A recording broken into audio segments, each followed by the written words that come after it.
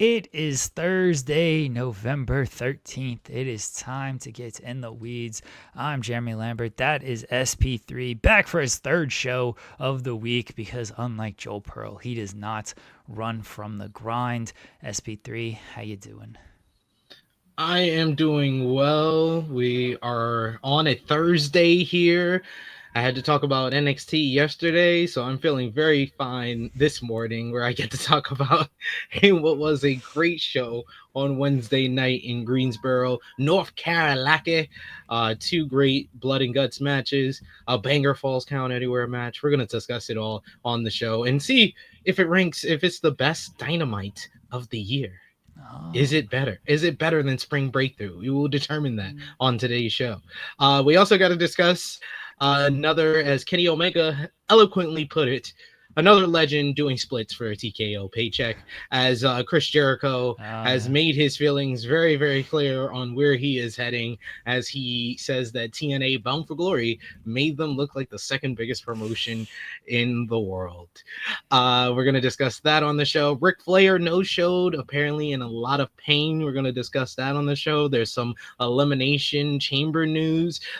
Do we have to preview TNA Impact? I don't really want to, but more importantly... very quickly, we'll preview that at the end, but go ahead.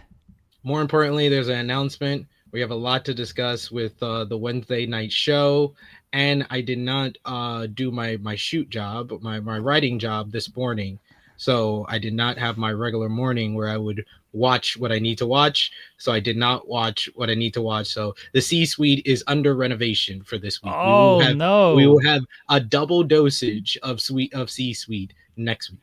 Oh no! No, you get to get C-Suite on Tuesday and Thursday next week. So you're getting the double dosage. You know. Wait, did you at least see the Nikita Lyons segment? Oh yes, I did. Okay, I did see that. I was so excited to talk about this with you. We could simply talk about that segment. Oh my god, Yam Bigelow. Oh man. Folks, leave a thumbs up on this video if you are here. We appreciate that. Fireworks are quick today. Subscribe to the channel, tap the bell for notifications, leave a super chat, get your question, comment, statement read on the air. I have a poll question for everyone today. It is actually wrestling related. It is actually a little serious, and we don't take things too serious around here, but this poll question is a little serious today. The poll question is rather simple. Which blood and guts match did you prefer? Did you find more enjoyment in? The men's or the women's? That is going to be the poll question for today. I'm putting up now. Which blood and guts match did you prefer? Men's or women's? So, folks, vote on the poll question, and we will read the results at the end of the show. There you go. The poll question should be up now, or at least in a second or two, depending on how fast or slow your internet is. And I have a ticker, SP3. Oh boy. There we go. There's the ticker for today, everybody. 00. Just remember that, SP3. Hit 00. It's okay. It's okay. A lot of people showing love to the women's blood and guts match from last night. We do have some news right off the top of the segment here. WWE Elimination Chamber 2026 is set for Saturday, February 28th at the United Center in Chicago, Illinois. It is the first WWE PLE at the United Center since SummerSlam 1994, and it is the first WWE PLE in Chicago since Survivor Series 2023, which was at the Allstate Arena, which marked the return of CM Punk. So there we go. Chicago getting more wrestling events because God knows they don't get enough, They get World's End at the end of this year. They get Elimination Chamber at the beginning of next year. They're eating good in Chicago, apparently. Always eating good in Chicago. As always, yeah. They get like one event every other month, I feel like. Look, they deserve it. They're a hot crowd. I can't even knock. Like, they go there because they sell tickets and the crowd's hot. So you gotta go where the market is hot with these things. All right, SP3. Before we jump into any wrestling, is there anything else you just want to kind of hit on before? I know we got a lot to talk about with Dynamite, but anything else you want to just speak about before we get into the wrestling? That's not a setup for the basketball game. I promise you. That is legitimately me asking, do you want to talk about anything else before we immediately jump into wrestling? If you want to talk about the basketball game last night, there were some good games last night. The Golden State Warriors beat the San Antonio Spurs. That was pretty surprising, given that it seemed like the Warriors were in flux after losing to the Oklahoma City Thunder. But a lot of teams lose to the Oklahoma City Thunder, so it's understandable. The Giannis didn't play. The Bulls are on a skid now. That hot start completely down the drain. The Magic, big win against the Knicks. Jalen Brunson might be out for a little bit. That's a tough blow. What's happened? The Mavericks lost again because the Mavericks always lose. Jokic had 50. The Kings lost because the Kings always lose. In like three quarters. He had 50. And then he played in the fourth as well. Like, come on now. Like, why is he still playing in the fourth? He's got his 50. What's he need to be in the game for? Come on now. Get out of here with that. So a lot happened. A lot happened in the world of basketball last night. We don't have to speak about the other game.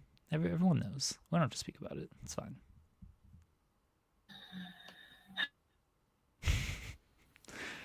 This road trip has not been good for the Los Angeles Lakers.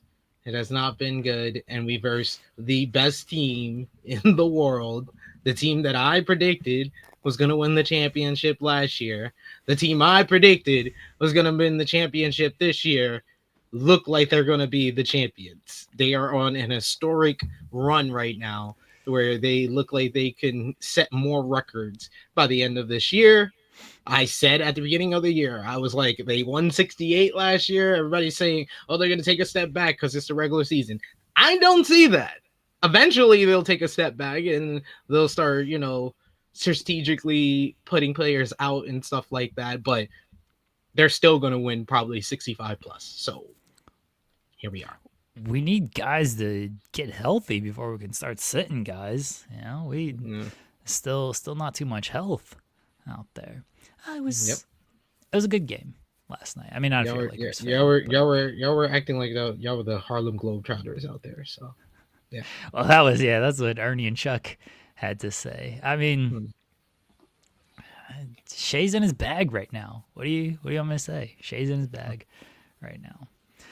It was a regular season game. It was game 12 of the regular season, or 0-0. There's not too much to take away from it. Can't get too high off of these things. Can't get too low off the losses. Can't get too high off the wins. 0-0. That's the mentality around here. Hey, LeBron's on his way back. That's the only good news from yesterday. Hey, look good. I hope LeBron comes back. Hope he comes back healthy. I hope he plays well. It'd be nice if someone rose to the challenge against us right now. The Portland Trailblazers sure did. Yeah, Portland played well. The NBA kind of rigged that game, but Portland played well. Portland Trailblazers. I told y'all. They tried to sleep on the Portland Trailblazers. I do not go to sleep on teams. I tell y'all about teams before everybody else. I like how you're taking credit as a Lakers fan for the Portland Trailblazers. Portland Trailblazers, Houston Rockets, Oklahoma City Thunder. I've been doing it on this channel for 3-4 years now. Portland's got a nice little team. There's a lot of good teams out there. There's one team that's 0-0 right now. A lot going on. That's like what the official record shows, but we don't. Yeah, that is what the record shows. We don't worry about that though. That is what the record shows, not technical. We're not worried about numbers and historically great defense. Beating every team by 30 points. Historically great net rating. And y'all have turned into probably the best passing team in the NBA because of AJ Mitchell. So. Oh, I mean, AJ's been great, but we can't discredit what Shea's doing with his. Oh no, it's the team was already a good passing team. I think that AJ Mitchell has made y'all a great passing team. He's definitely made us better. I don't think Shea is getting the full credit though, or enough credit, because like he had 9 assists last night. He had I think 11 against the Warriors on only like 3 turnovers in those 2 games combined as well. And one of those turnovers against the Lakers last night was in the second half where he was just lazy because we were up 30. So he just didn't look like he cared to be out there too much, but he had to play the game. But he doesn't get enough credit because his assist numbers aren't like I think he's at like 6 assists per game, which is whatever.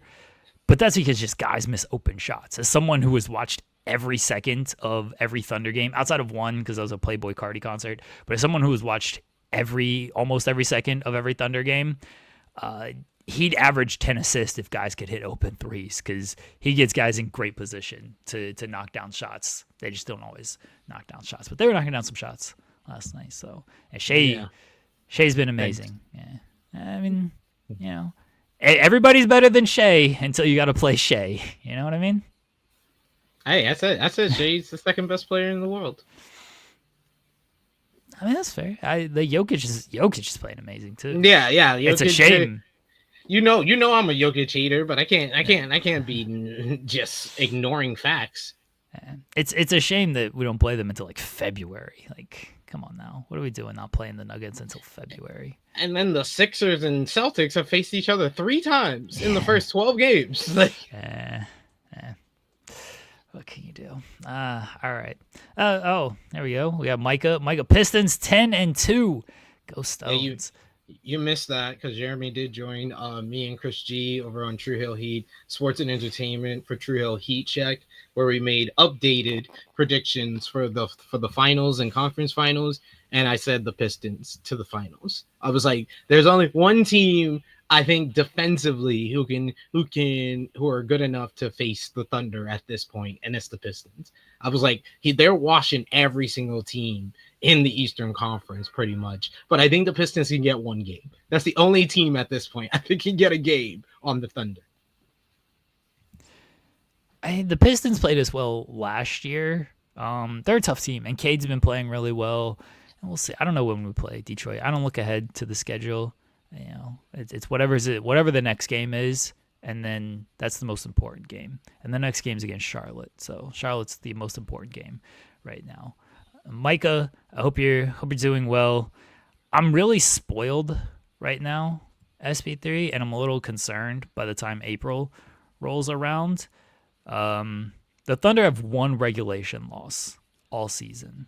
On the official record, they're 0-0, but the official record says they have 1 loss, Mm-hmm. The Avs have 1 regulation loss on the season. They've lost like 5 in overtime, but overtime's a skills competition. Who cares about overtime losses? You still get a point and everything. So I've only had to watch 2 regulation losses, and they were both close games. OKC lost by like 1, 2. The Avs lost by 1 goal. Like, I've accepted both of my teams are really good this year, and that's going to make them for a miserable April, May, June as we're in the playoffs and like we're not winning every game. Having good teams is a gift and a curse, Like everybody thinks like, oh, your team's so good, you must be thrilled. No, I'm not thrilled, because it just means when we lose, it's going to make it that much more difficult. I'd rather my team be like middle of the pack and then surprise, and then, then they might win a title off of that. When your team's at the top, then everybody expects you to win, and then if you lose, it's like, oh, look at these frauds. Fuck out of here. That pre-misery. Shout out to Jake, who has adopted my philosophy of there's 2 modes watching sports: misery and pre-misery. And I'm in pre-playoff misery right now, and we're in November, and I'm already miserable about the playoffs. That's how miserable I am with things right now. Jesus.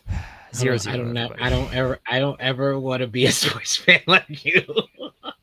I enjoy the highs and the lows.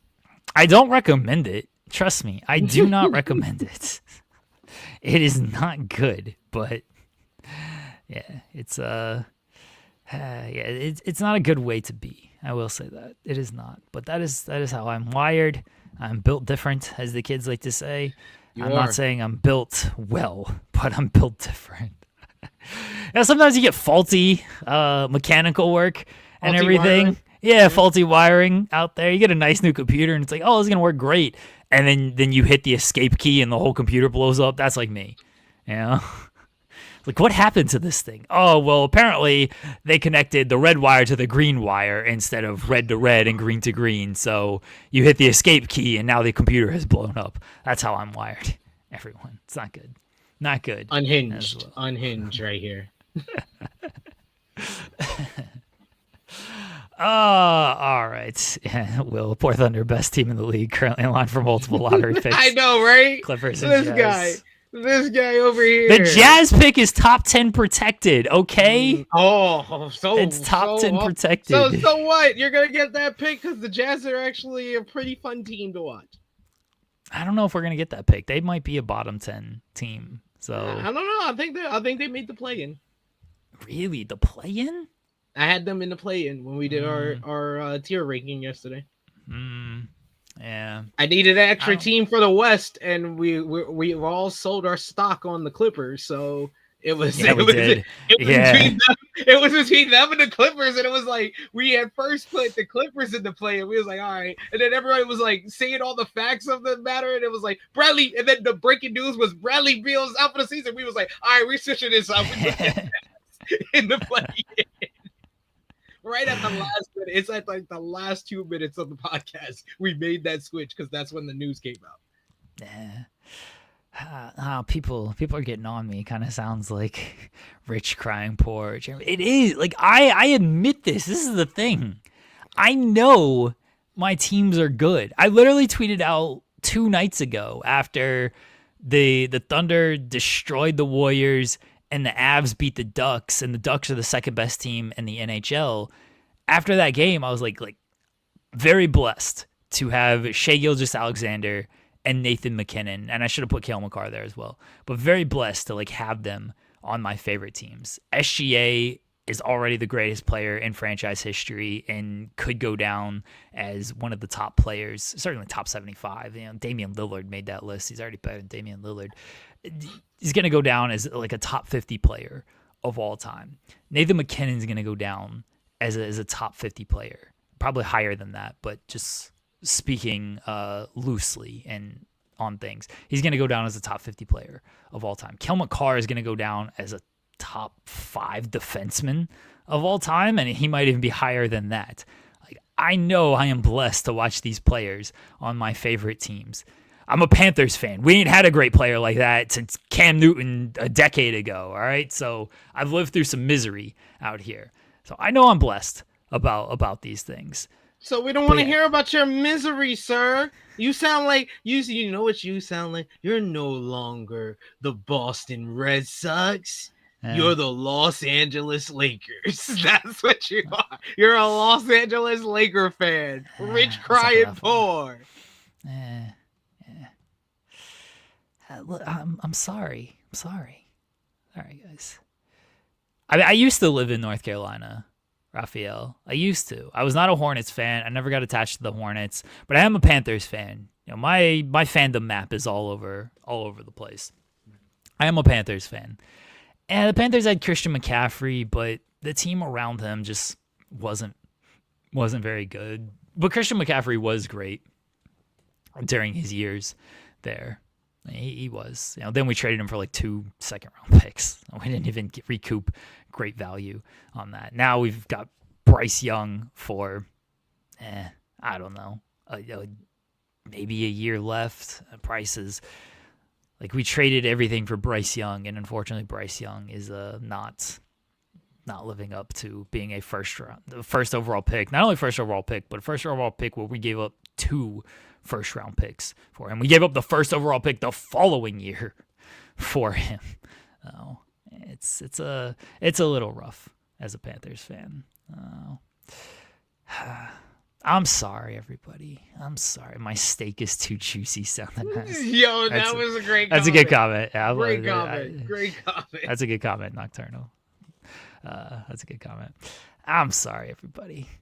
You guys know how I am at this point. And I'm going to apologize again in April, May, June because I'm going to be even more miserable then. This is regular season.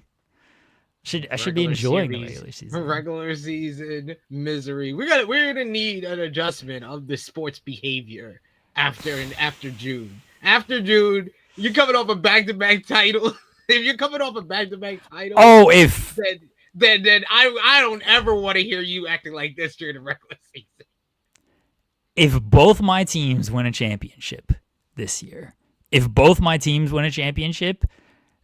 I won't complain about anything sports-wise ever again. Never. All right. Hold that to my wife. Okay, my wife is clipping this right now. All right, holding you to this one. Clip it. Can we also say if the Thunder go back-to-back, no more Thunder misery in the regular season? Can we make that one too? Because I do understand what I asked for and what you said. I do understand that there was a difference in what we were saying. Oh, she's entered the room. She's so offended at my comments and so does not believe my comments that she didn't even text but she didn't even text that, oh no, you're lying or whatever. She's like, nope, I will not stand for any of this bullshit. I'm coming in the room to call you out on this. As she should. As she should. Why? I don't lie to the people. I'm very honest with the people. Too honest sometimes. Sammer's being a little bitch right now, okay? Because I texted Sammer. I'm texting him during the game last night about the Lakers and everything. And, I was pretty excited after the game last night. I was like, yeah, this team's just good, man. SGA's just good. And I sent him 20, 25 text messages, right? Of just oh, the team's really good. They had a great game. He sent me one text back after the game last night and after the Warriors game the night before. Do you know that text read? I'm super emo about the Portland loss. That's what he texted. I can't stand neither one of y'all. Why did he what? That's the game we lost. That's the only game. We're 11-1 officially. We're 0-0. You're 12-1. You're 12-1. Okay, 12-1. Sorry. 0-0 SP3. Oh. And he can't even enjoy back-to-back blowout wins over the Warriors and the Lakers, who everyone's like, oh, the Warriors look really good this year. Oh, the Lakers look really good this year. Beat the brakes off both of them by 30, and he can't even be like, oh, yeah, those were good wins. It's no. I'm emo about the Portland loss. You both are ill. We are! Yes! We make no bones about that. No, I know. I talked to him about it too. We're both very mentally ill. Some wrong with y'all. And then you get the people who ask me, "Oh, why does SP3 do a sermon after every Laker loss?" Because this is the guy I'm doing a show with. I gotta give y'all the juxtaposition. I gotta make a show off of every regular season win. Because this guy has his closest friend, his closest comrade in fandom for the Oklahoma City Thunder is still mad. Out of 13 games, y'all lost one and barely lost it. On a back-to-back where the NBA rigged the schedule because they made us play at 11 o'clock the night before, which is unheard of until this year. They rigged the schedule against us. Oh my goodness. All right, Chris, you gotta get a grip, man. I gotta put you in timeout. You gotta. Yeah. I was like, man, he did it to himself. yeah. If you want to criticize the product and everything, fine. If you're not happy with the product, okay, but come on, you can't be saying I want them to go out of business and lose their TV deal and everything. That's people's jobs. That's people's lives and everything. Come on now. Yeah, that's. Yeah. I did in my defense against Sammer. My reply was, don't be lame. And then I asked if he was free, and I would typically call him. Well, and then I asked if he was free in a little while because I was going to call him. And then I was like, unless you're going to be lame, then I don't want to talk to you. And then the first thing I said when he picked up was, are you going to be a little bitch about things? So I did call him out on his bitch-made behavior of being down about the Portland loss still. I at least... Y'all gonna be like 80-2. He's like, I'm really down. We lost to Chicago on February 8th, 2026. I've been thinking about it ever since. Sammer, we just set the record for the most wins in the regular season ever. We set every record. We won the championship. Then he's gonna be back. He's like, I'm still kind of not over those 2 losses that we had. Yeah, because then it would have been like we could have gone 82-0 and won a championship, and we somehow lost 2 games. I would agree with that sentiment. Actually. I thought it was 0-0. I thought it was 0-0. We have to balance each other out. Is the thing. Man. So like if he's emo, then like I can't be emo about things. Yeah. Like we can't both be down, especially like if we're playing well, and obviously we're playing well. But if I'm down, he has to recognize, and he does, of like, okay, I gotta do the pick me up here. Unless it's the playoffs, and then we're both just miserable the entire time. Playoffs, we can be miserable. I'm gonna bury him on the show. I'm burying you on my show. And for being a little bitch. It's bullshit, Henry. This 8 p.m. start time, like that's fine, the 8 p.m. start, but then the next game's got to start at 10:30, like a normal game. Like, the 11 o'clock start is bullshit. Why are we doing an in-between inside the NBA, like, for 20 minutes? Like, this is just dumb. Like, what are we doing? Everybody just get ready for April, May, June, because it's not going to be pretty around these parts. Be prepared. I do appreciate that you are the juxtaposition of, you know, when the Lakers win, you do sermons and everything. I did think about, if the Thunder win, like I'm going to go full sermon mode and just almost troll you. But I'm like, nah, because that actually would have been fun. I mean, I agree, but I truly don't. I get excited for the regular season, like they're nice wins and everything. But like the playoffs is what matter, right? Like that's where I'm at over here. Like these regular season games are cool. Like it's nice to win these games. But like I'm not. It's the 13th game of the season. I don't get too excited about that. You can't get too high about the 13th game of the season. You know, so next time we play you guys, if we win, maybe I'll do a sermon. The problem is like I can't do a sermon after every win because we've been doing a lot of sermons on the show. This would be a sermon every single show, 5 days a week sermon. Yeah, because the Avs are gonna win a bunch of games and the Thunder are gonna win a bunch of games, so I'm gonna be all sermoned out by the end of the week. And it's not gonna be. I mean, maybe people will enjoy it, but yeah, there'd be a lot of sermons if I did things with both of my teams. The Panthers, on the other hand, there'd be no sermons. They suck. All right, folks. AEW Dynamite, Blood and Guts. Yes. Last night, headlined by the men's Blood and Guts match. That's where we will start with things. The men's Blood and Guts match. We did mention Jokic. I mean, we didn't mention that Jokic had 55 and the Clippers starters had 54, but we did mention Jokic and his 50 points, 50 plus. Men's Blood and Guts match. The Death Riders against the Congloma Allen out there in the men's Blood and Guts. Allen. That's funny. I mean, that's the best I got on that. I just called them Darby Conglomeration or Conglomerating with Darby. Conglomerating with Darby. Okay. I just went Congloma Allen. I liked the let's beat up Mark Briscoe in the back because the babyface getting the advantage is always stupid. Like it's a heel get the advantage type of match. And I remember when I think it was Russo who first did, what if the babyfaces get the advantage?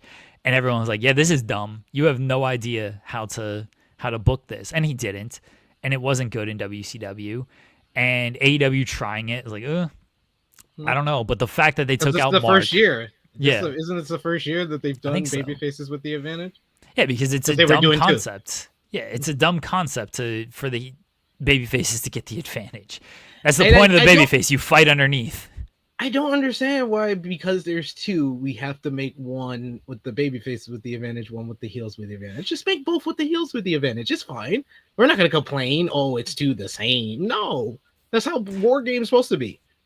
Well, I did like the workaround for this is Mark Briscoe got attacked in the back, and so that took out the babyface advantage for the second part of the match. So I do like the way they got around it. In the end, Kyle O'Reilly once again made Jon Moxley tap out. It was the first time Kyle O'Reilly's make him tap out, but Jon Moxley has now tapped out 3 times or quit 3 times over the past few months. Hangman Page at All In, Darby Allin at Wrestle Dream, and now Kyle O'Reilly in Blood and Guts. I know there was a lot of standout stuff in this match. We had Gabe Kidd interfering. He's useless as a person who interferes, mind you.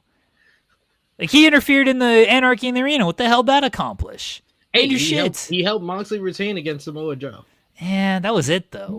He did. Eh, He did, though. He did that. He did He's that. kinda- You can't say he's completely inefficient. He has made a bucket. He has made a bucket. He has come in the clutch for the Death Riders in the past. He's 1 for 3. Yeah, you're 1 for 3 at the free throw line? He's 1 for 3 from 3, though. That's actually better. That's still, I mean, yeah, that's better, sure. But I don't think he's 1 for 3 from 3, though. These are free throws out there. Nah, I don't know. He ain't pulling up from deep. He's pulling up from deep with these interference spots. Nah, he ain't pulling up from deep.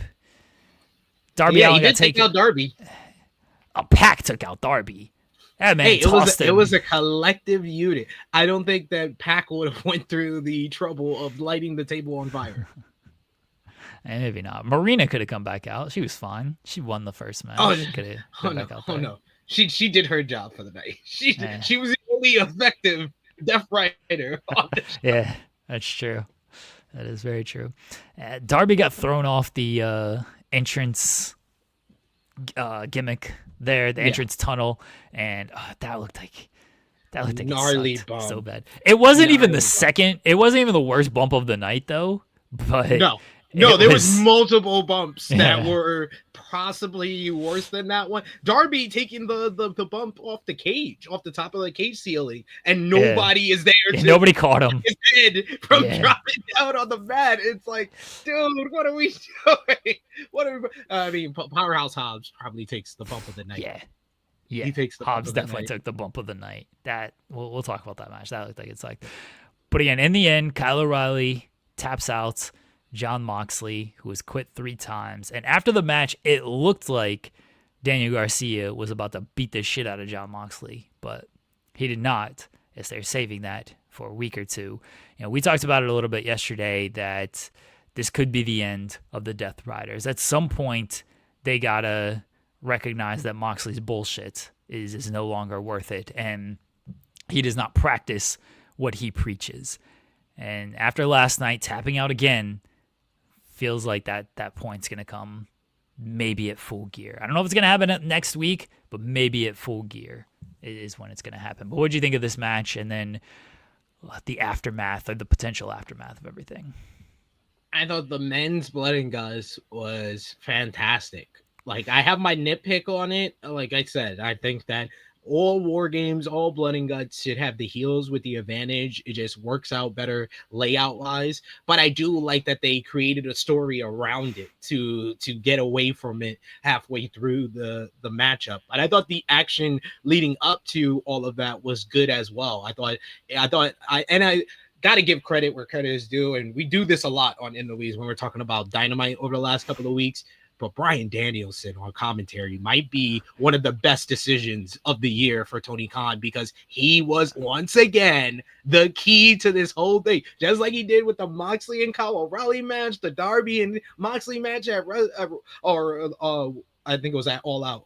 The All Out matchup, the coffin match. He's just so great, especially with telling the story and questioning Moxley throughout the whole matchup. Like when Wheeler Yuta comes out and he's like, "Oh, I thought he would have started off the matchup with Claudio, just like last week. You know, Claudio started him off well and got the win before they lost the advantage battle, but I thought they would start off. I'm questioning this." And then Daniel Garcia came out and he was like, "Yeah, I'm questioning him sending out the two youngest members of the team." And I thought that was real good. And I thought the action that they had between Darby, Orange Cassidy, Wheeler Yuta, and Daniel Garcia was really fun. I love the spot where Darby does the coffin drop onto the chain after they had already clotheslined Orange Cassidy with the chain, and it made them propel into each other. I have a clip that my friend sent me who was at the show, and he was like, "That was clever," and I was like, "Yeah, that was."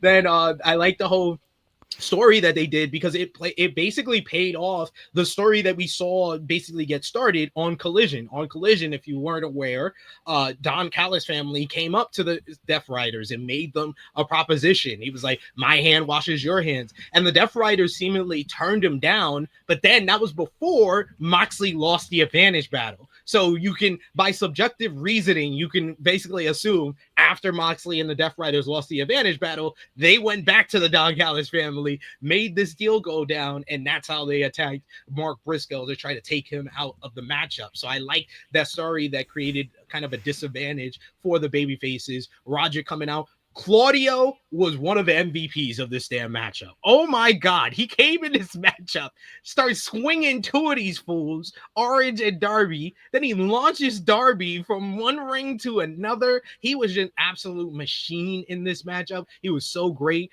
Kyle O'Reilly was another one of the MVPs of the matchup. And so was Jon Moxley. Jon Moxley, the entire vibe of the matchup completely changed when Moxley comes into this cage. He has the fork. He stabs Kyle O'Reilly, and Kyle O'Reilly gives us one of the top 5 greatest blade jobs. And the reason why it's only the top 5, because earlier in the night we saw a top 3 blade job. So this is top 5 blade job by Kyle O'Reilly, who's bleeding blood. And I'm just screaming out my scream, Jeremy. I'm like, he's a diabetic. What are we doing? And then the commentary said it. I was like, yes. That was good. So yeah, this is great stuff with that. With Kyle O'Reilly getting busted open, with Moxley making the choice. Bryan Danielson did a great job of that, of pointing out, "Oh, I'm surprised." Tony Schiavone was like, "Oh, I'm surprised Moxley's coming out now. I thought he would come out last." And then Bryan was the one who was like, "No, he's coming out now because the Death Riders have the advantage now. That's why he's coming down now, because it's going to be him and then Pac, because there's no Mark Briscoe because he got attacked. So he has the advantage. That's why he's out now." And he just totally changes the vibe. The stab to the back with the fork was ridiculous. Him throwing Darby to the cage was crazy. He just had this level of violence and just insanity just took up a bit when he came into the cage. Same thing with Mark Briscoe. He just brings that frenetic energy. Love the meat hook spot with the chairs being pulled up and stuff, and then him fighting with Wheeler Yuta on the floor. I love the Darby getting thrown through the flaming table, and then I love the finishing sequence. I love how that spot basically set off the finishing sequence of Death Riders have the advantage. They should be able to wrap this up. They are completely in the lead. Pac is back. It's a 5-4 advantage, but they cannot put these guys away. You got Moxley with the chain and the bulldog choke, and Kyle O'Reilly's flipping him off, just bloody, just caked up blood on his face, and then Orange Cassidy leading the charge with him just after getting his hands stapled in his pockets. He does the kip up, breaks out, and then it's just orange punches everywhere. Everybody's hitting their big moves, and then finally that finishing sequence is one of the greatest finishes in a Blood and Guts War Games ever. That felt like a tense basketball game where you're going down to the final minutes. Just the way that Moxley sells his desperation of trying not to quit again, and then eventually just having the tap out. This felt like the most satisfying ending to this big matchup, and it felt worthy for the Death Riders to be in here, because this was a matchup that was totally different from the women's Blood and Guts, where the women's Blood and Guts was mostly focus on the action, the violence, the insanity. This had a lot of that as well, but it was more about the story. It was about the Death Riders were in full control, but Moxley let them down again. He quit on them again, and there's going to be a lot of ramifications coming out of that. But I thought it was just a great way to close the show. Fantastic match.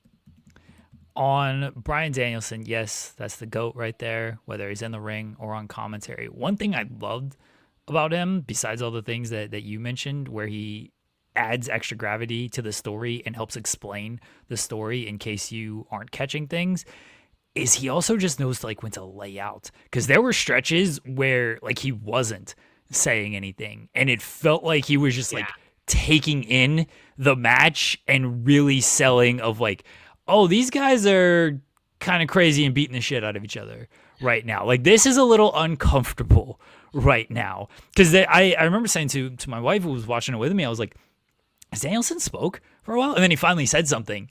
And I can't remember what he actually said. I was like, oh, there he is. And she's like, was it for the flaming table spot where he said, what are we doing? It might have been. Yeah, it might have been around that point. But like, he's very good at adding all the context to the story, but he's also just very good at laying out and pulling back and making you understand that like you don't always need to say something during this. And I know a play-by-play person has to do a lot of that, but when Danielson isn't saying anything, like that adds just as much weight to what's going on as him like explaining things. He's just, that's the GOAT for the reason on every single level. That's the GOAT for the reason. I thought this match was fantastic. The ending sequence that you missed, oh man, or that you mentioned, where he was in the ankle lock, I was like, oh, okay, Moxley's gonna give up here, like that's it, and then he reverses it into the bulldog. I was like, oh shit, oh okay, maybe he's gonna pull this out, maybe he's not gonna give up, and then O'Reilly reverses to the armbar. I was like, oh fuck, and then he goes back to the ankle lock. I was like, all right, he's definitely giving up now, and then he did tap out. But like the reversal there was so good because it did show like, all right, Moxley's got a little bit of fight. He's not gonna immediately, like, he knows he needs to hold on a little bit and he's got to fight this. And then once he got schooled again though on the reversal of the reversal, then he's like, oh fuck, I that was my last shot. That was the best I had. I can't reverse him again because now he's dropped down. So I gotta tap on this. But yeah, I thought the ending sequence was so great. The story of this match was just great, fantastical storytelling out there. And as far as the Death Riders go, yeah, I thought they were gonna do the turn after the match because it looked like Garcia was giving him like, what the hell, dude? You tapped out again? What are we doing out here? But they didn't do it. They went off the air with a good moment, which I actually think was the right call because you don't really want to step on the good babyface moment. Let it breathe a little of the Death Riders loss, because I think next week we'll probably get like a promo to set up a Moxley versus somebody, maybe Moxley and O'Reilly, I assume, at Full Gear, one-on-one. And then Moxley loses that match. I don't know if he taps in that match, but I assume he loses that match. And then the Death Riders jump him out of things. That's sort of what I see them doing. Maybe they do something different, but it does feel like this is the beginning of the end for Moxley and the Death Riders. Now, with that said, if this is the beginning of the end for Moxley and the Death Riders, who should be the de facto leader? Pac. Okay. It's either for me, it's either Pac or it's Marina Shafir. I think Marina Shafir, it would be so unique to have the woman like take charge, and her turning on Moxley would be probably the most impactful of anyone. And I know there's going to be people that say like Claudio Castagnoli, but Claudio is at best as the number one soldier. He's not the leader type. Like, I like the fact that they have kind of sowed the seeds with Pac really taking the mantle of the guy who just goes out there and takes out Darby at certain points. He's been like that difference maker guy who's been a thorn in the side of Darby all this time, where I could see them doing a Darby and Pac match, a singles match at Full Gear, and he pick up the win to basically confirm that he is going to take the charge, take the mantle of the Death Riders coming out of all of this. But I think that it is Pac, because Pac really doesn't. It would make more sense for Pac of everybody, because he really doesn't have that much of the connection that everybody else has with Moxley. Claudio's been with Moxley with the Death Riders and Blackpool Combat Club for 3 years. Wheeler Yuta was the guy that he basically initiated into the Blackpool Combat Club and then the Death Riders. Same thing with Daniel Garcia. Same thing. He brought Marina Shafir in. Pac, it was kind of the outlier. He was placed in a team with Claudio and Wheeler and basically just wanted to go ahead because he's all about destruction anyway and hates AEW and hates most of the people in AEW anyway. And he just went along for the ride. So I would expect someone like the Bastard to be the one who'd be like, okay, now we kicked out the leader. I'm going to drive now. I like your idea of Marina.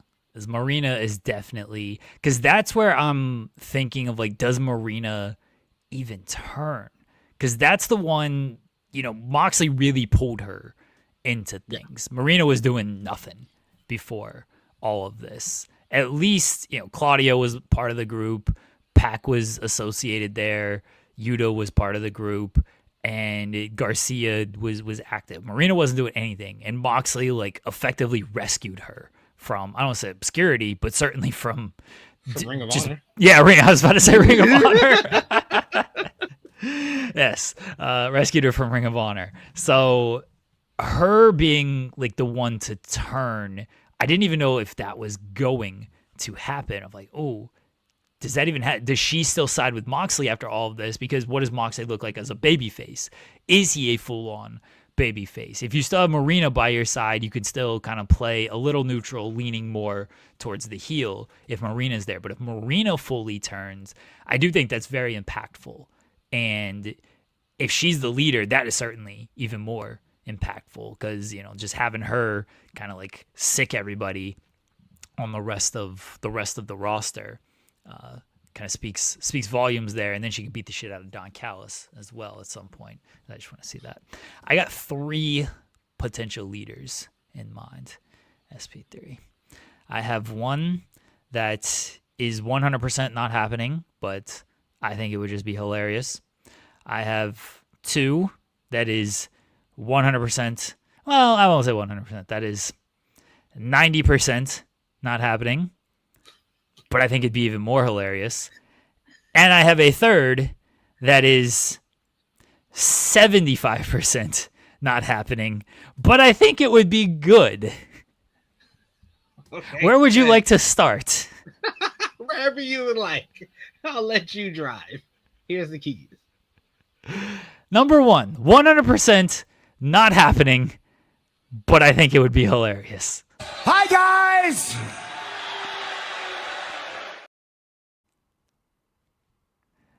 The Death Appreciation Society. I thought you were going to call it the Death Circle. No, Death Appreciation Society. 100% not happening for reasons we'll talk about later. Yeah. Second option, 90% not happening, but I also think it would be hilarious. No, I'm serious. I'm dead serious. The MVP of the NBA. Yeah, I'm not making this up. For AEW Rampage, ladies and gentlemen, the Greek Freak, Giannis Antetokounmpo. The Milwaukee Death Bucks. 90%? That is also 100%, sir.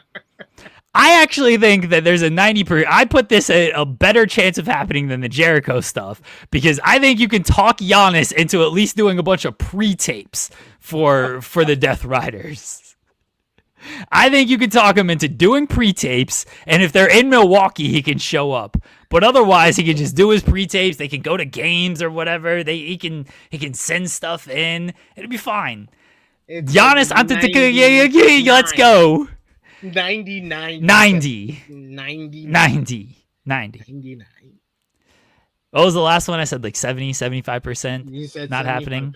75. But I think this is it's kind of funny, but I also think this would be something different and something outside of the box. So I would like credit for that. Demand death. Demand death. The death demand. Demand death. We get Ricochet and the Gates of Agony aligning with the Death Riders. That's where I'm at. Those are my 3 pitches for everybody. All right. Okay.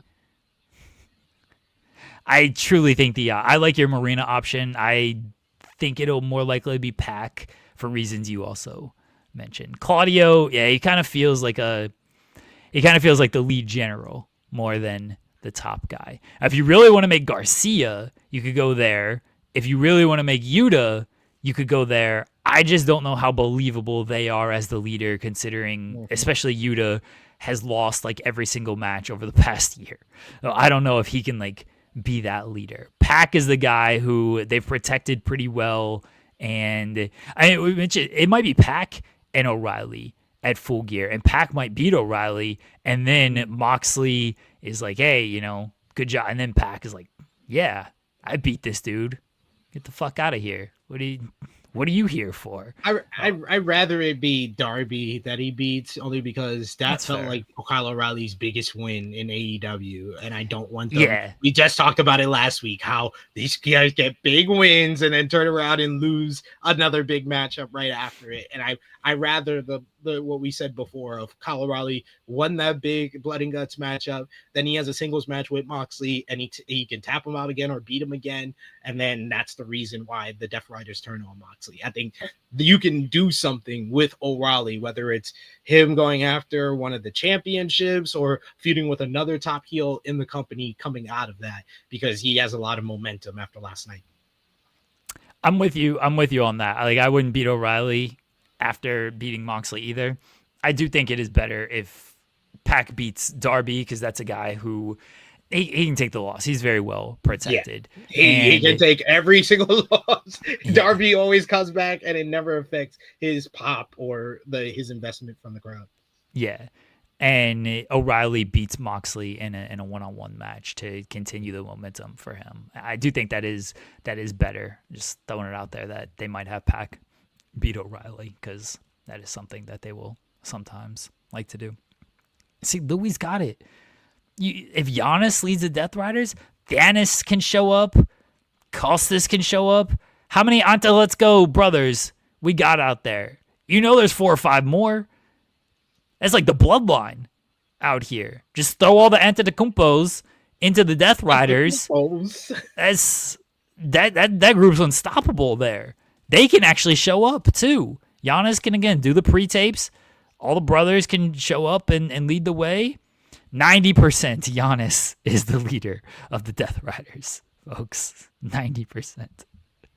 I appreciate this is Chris. I apologize if it's not Chris. But C. Delgado, as I'm here for Claudio as the new Death Riders leader.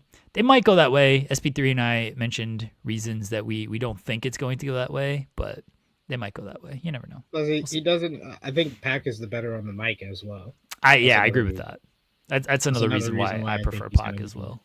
Yeah, I'm with you on that. All right, the women's Blood and Guts match, which opened the show. We had Triangle of Madness. I was going to say Triangle of Death.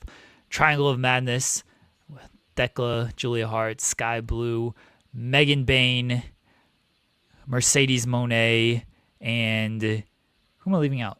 Marina Shafir. And Marina Shafir defeating Toni Storm, Mina Shirakawa, Willow Nightingale, Harley Cameron. Who else am I leaving out? You were going really well. How many was that? I think 4 only. Chris Statlander. Chris Statlander. Did you say Jamie Hayter? Jamie Hayter. There you go. Jamie Hayter. Yeah. I gotta actually look at this stuff. My memory's so bad I don't remember who was in the match last night. So yes, they defeated the babyface team. The finish saw Marina lock in Mina into the Mother's Milk. Yes, and then they whipped Mina with the belt, and Toni Storm was being held back by 3 of the women, and Toni Storm quit. I pitched this finish actually on Spotlight last week. Nice. So for those that watch Spotlight, I said that this finish was a possibility. I said it could be Mina or Toni who is kind of getting beat up while the other one is watching, and then whoever is watching ends up quitting for their team, and that is what they did last night. SP3 is going to kind of go through this match spot by spot, and I'll point out what I like.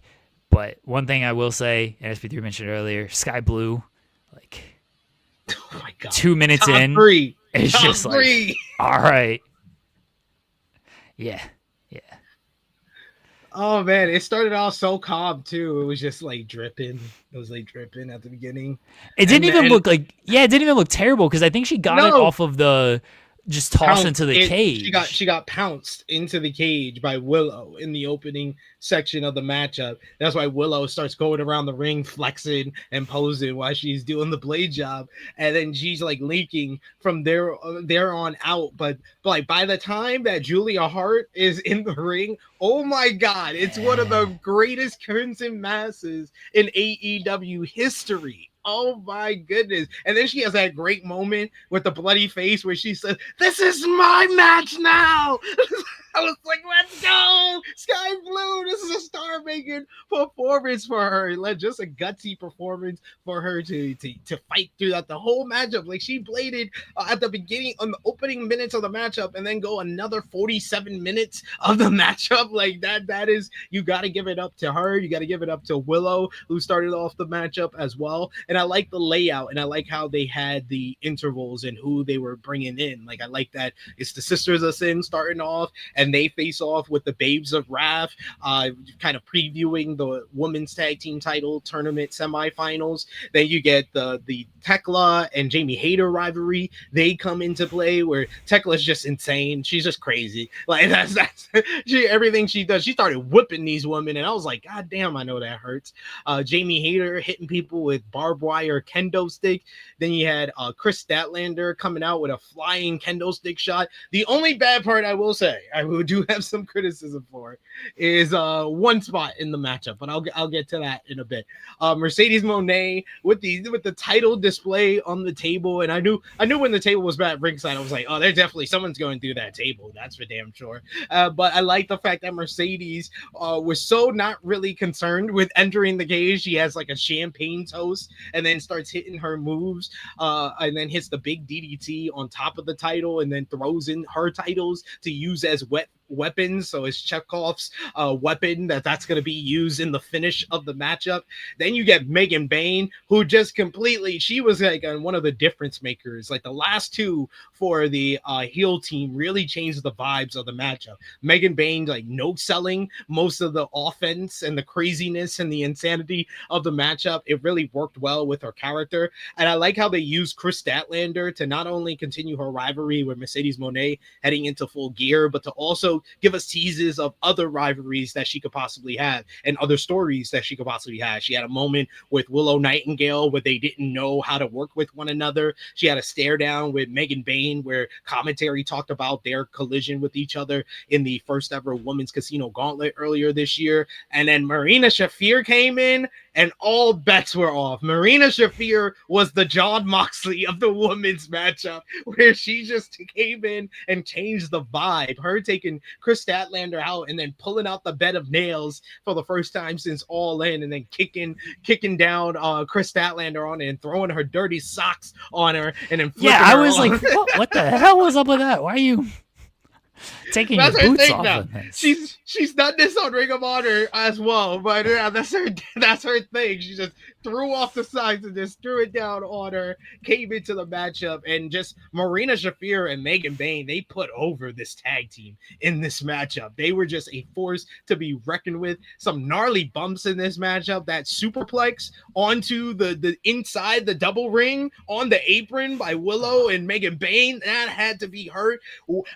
AEW deciding to call up New Japan Pro Wrestling and get their tables for both Blood and Guts matches, and they were not breaking. You get Jamie who power bombs Sky Blue on top of the table, and it doesn't even bend; it just boom. Oh, that bump hurts more than going through the table, folks. I just want to let you know that. And then Jamie hitting her with an elbow, and all the table did was bent just slightly. I thought Jamie was going back up to do it again, then she got cut off by Julia Hart. But I was like, Jamie's gonna make sure this table breaks, because Sky got bombed through it, didn't break, elbow drop didn't break, and Jamie's like, all right, third time's the charm here.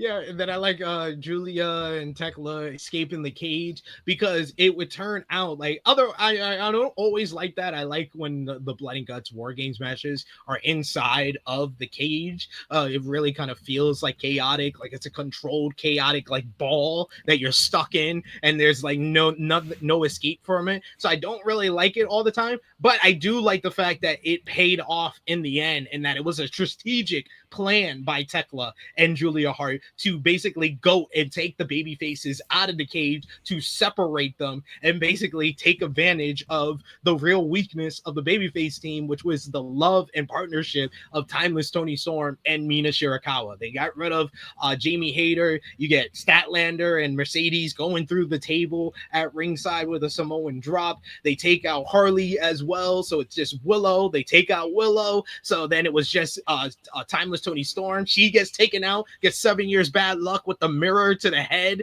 and then it's Mina who gets the figure four with the barbed wire bat, but then Marina Shafir, who's just she's insane. She's a lunatic. It feels like you have to be a lunatic to be in the Death Riders, because this woman just decides to stomp on glass so she can kick Mina Shirakawa in the chest with the glass, and then she decides to put on the mother's milk. And I love the fact that they were using the belts as whips, because you get belts in the matchup, everybody's just taking belt shots left and right. But I love the fact that this was basically a callback to the original Mariah May heel turn. So it was like Timeless Toni Storm basically had to watch the person that she loves the most, her tag team partner, her best friend, her lover. She had to see her go through the same thing that she went through. Just last year, she was whipped with the belt. She's in mother's milk. She's being choked out, unconscious, and getting whipped at the same time. So she's already emotionally unhinged since losing the title. So it made all the sense of the world that it was Toni that surrendered for her team for the love over blood.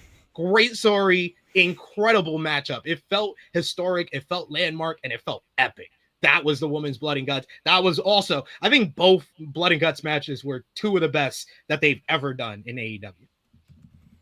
What was the spot that you didn't like? Oh, Megan Bain throwing that steel chair in Jamie Hayter's face when Jamie could not see it. Jamie Hayter has the trash can lid right in front of her, and she cannot see it, and she just goes, boom! I was like, that yo, rolled. What the... No, it do not roll. No, that rolled. Out. That spot was fantastic. I was like, oh shit. No, that spot was great. I love a good chair throw, especially when, I hope Jamie's okay. Maybe that's what chipped her teeth, but that spot rolled. I was like, oh shit. There's got to be a danger element to these things. SP3? I'm all for danger. I'm not all for CTE. Nah, I was like, I thought they cut away too quickly because it hit and then they cut away to, I think, Mercedes or something. I was like, no, go back to this. I want to see Megan just toss more chairs at people. This is great. I like that spot. I liked who I'm trying to think. I think it was Jamie who, when Mercedes was like tossing everybody down the steps, like Harley took it whatever. Statlander just kind of went face forward. I think it was Jamie. The way she spilled out, that looked really rough. Yeah, like it looked like she hurt herself. Yeah. She completely just went way, like she just fell. It literally looked like she just fell downstairs. Like, oh, that looks like it sucks. That looks like it really sucks. I like that. I love the mirror spot as well. With Megan throwing the mirror at Toni Storm. I don't know if that's where Mina got cut. But it was, I think Mina got cut earlier, but the visual of like Megan throws the mirror and then of course the glass goes everywhere. And then there's Mina like in the right next to all that. And she's like just cut all up. I was like, oh shit, did the glass catch her? And that is why she's cut. I don't think it was that, but it was a very cool visual. I thought this match, it had everything in this. Yeah. And I love the finish as well. It was a good story with the finish. I like that when they showed the winners and there's the 5 of the women and then Mercedes is on the outside stuck through the table. Holding one of her titles is on top of her. Yeah. That was good. Yeah, Jamie took the rough bump to the outside. Harley just like ran down the stairs and then fell. And Chris kind of face planted, but it looked safe when she did it. overall, Jamie's especially was the after worst. Jamie's was by far the worst. Like that looked really, really bad. But overall, I thought it was again another fantastic blood and guts match. Like I think both of them delivered in a variety of ways. But overall, which one did you prefer, SP3?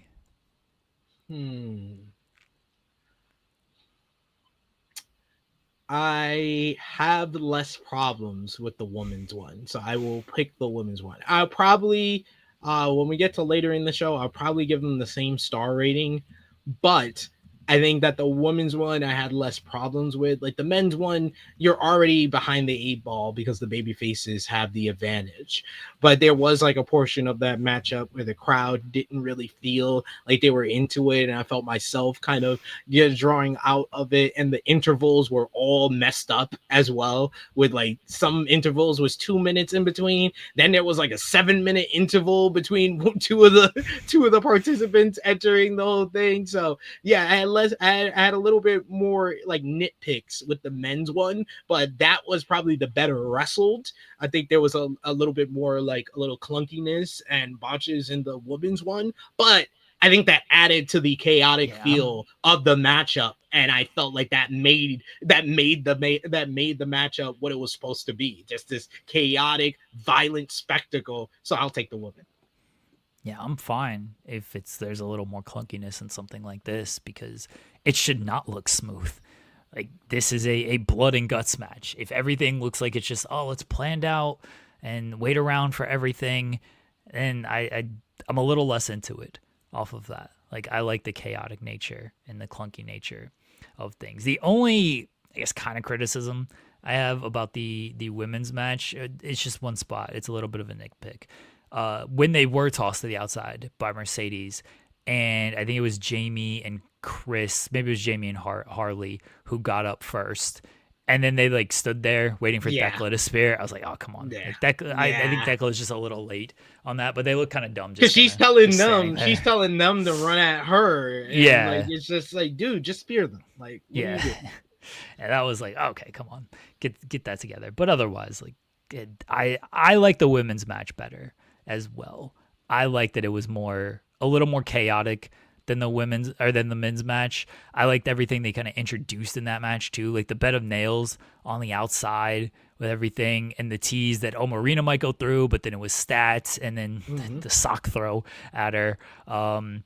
The one spot I can't remember if you mentioned it, but the glass spot with Toni Storm, the Taipei Death glass spot.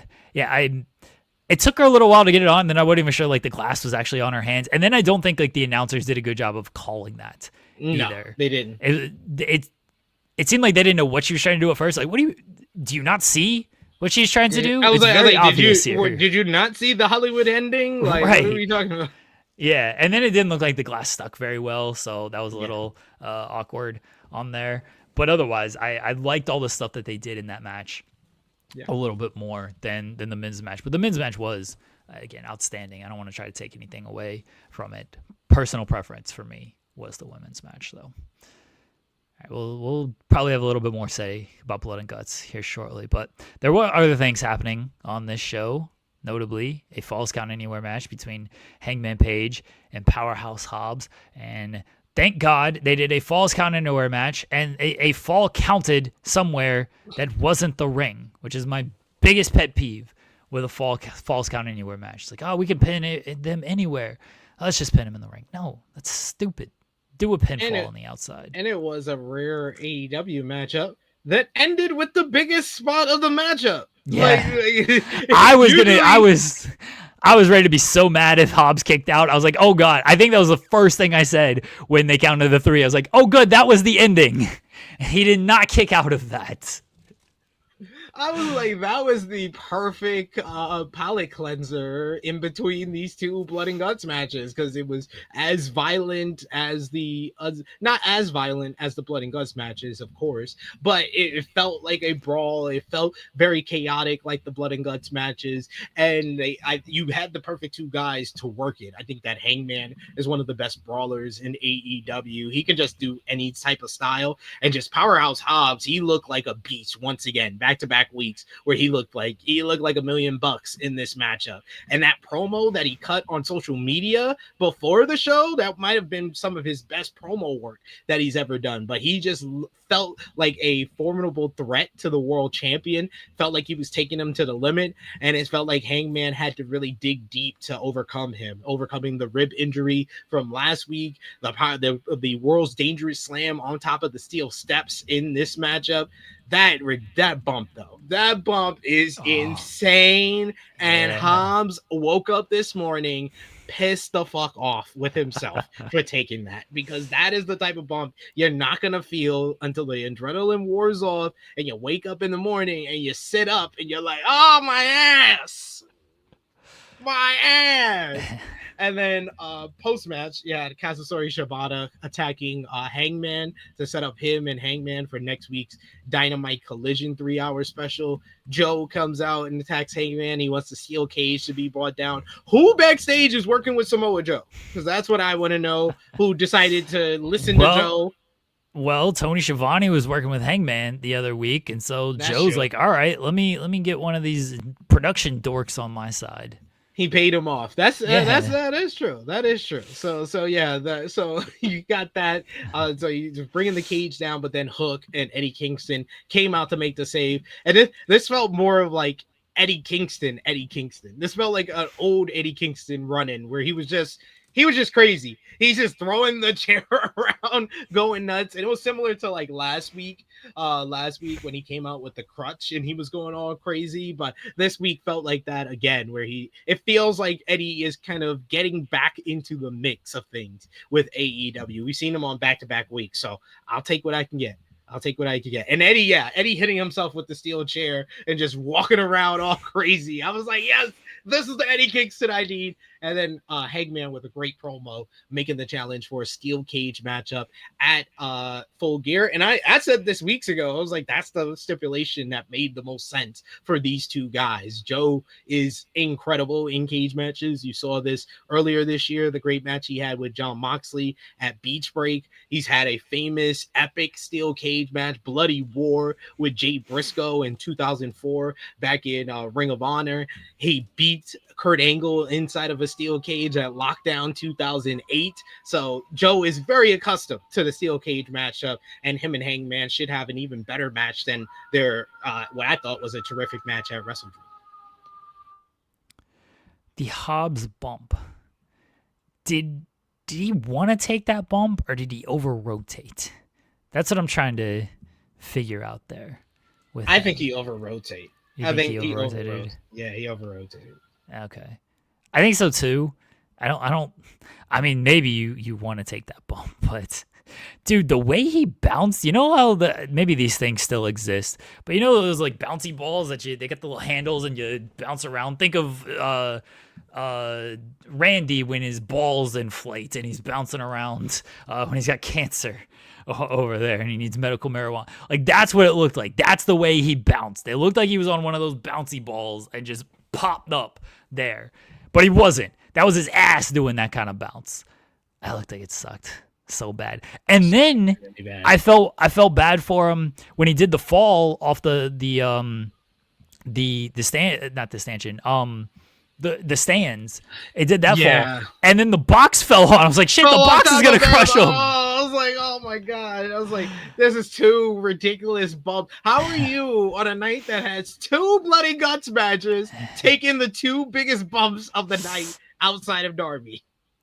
I did Hangman's line of like, leave Shibata at home, leave Hobbs at the hospital. I was like, that's where he might be, honestly, after this match. You're not too far off. If you want a steel cage match, well, dumbass, all you had to do was act.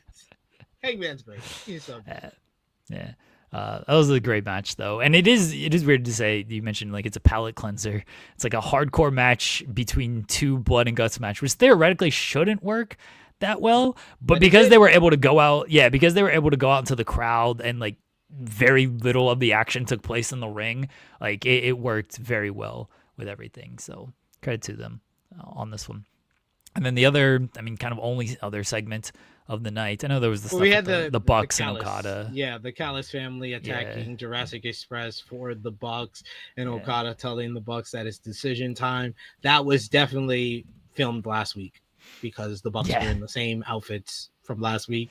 Okada was in the same suit from last week. Jurassic Express was in the same outfit from last week. So they could wear the same outfits back-to-back weeks, but I immediately was like, this does not feel live at all. It doesn't feel like it was even filmed earlier today. Yeah, that was definitely filmed previously with everything. And good call on noticing there was no wardrobe change for all of this. But the in-ring segment with Ricky Steamboat and FTR, and Steamboat saying that, he's had a lot of great memories in Greensboro, pointing out the Greensboro Mount Rushmore of himself, Flair, Sting, and Dusty. Gets interrupted by FTR, and Stoke introduces himself. He said, I want my favorite wrestler to be there ringside. You got Macho Man's number? He ain't been on TikTok in a while. And then Cash and Dax acting like they know who Steamboat is, but Steamboat's never done anything for them. They brought up being part of Steamboat's last match. And it's like, he called us because he knew we could carry him to as close as he could be to his prime. And Dax saying that, you trained me and you taught me that. And then it's like, you and Flair, you taught me to save my money. And if, I listened to you, then, I wouldn't be here where you guys are today. And Ricky was going to graciously leave the ring until he got attacked. And then Brodito made the save. No Ric Flair for this segment. He was advertised, and he did appear before the show with Tony Khan. According to multiple reports, with this is from Fightful and from Wrestling Observer, Flair had a torn rotator cuff recently, and he was kind of in no real condition to be out there live and potentially, we saw some physicality in the segment, potentially do anything physical with FTR. So he just kind of came out before the show, greeted the crowd, and that was that. So what'd you think of this segment? So I saw a lot of people were very upset with this segment and really did not like this segment. And yes, I will admit, Ricky the Dragon Steamboat was not good in this segment. It felt like he was basically out there having to say a whole bunch of words off the top of the dome that he wasn't supposed to say because Ric Flair was supposed to do most of this promo. And Ricky the Dragon Steamboat has never been the best promo. So yeah, this was not good on Ricky's part, but I'm sorry, I still enjoyed the segment because FTR, it's awesome. FTR and Stokely is my favorite heel act in wrestling. And yes, I say that as someone who calls Becky Lynch the GOAT. And Becky Lynch is a great heel, but FTR is just so much fun. It's just silly fun for me. I thought it was a fine segment. It further gives heat to FTR. It further builds up their matchup with Brodito. Did it go on a little too long? Yes. Did Ricky the Dragon Steamboat, was he good? No. But FTR was really good and Stokely was really good. So I enjoyed them. So I enjoyed the segment.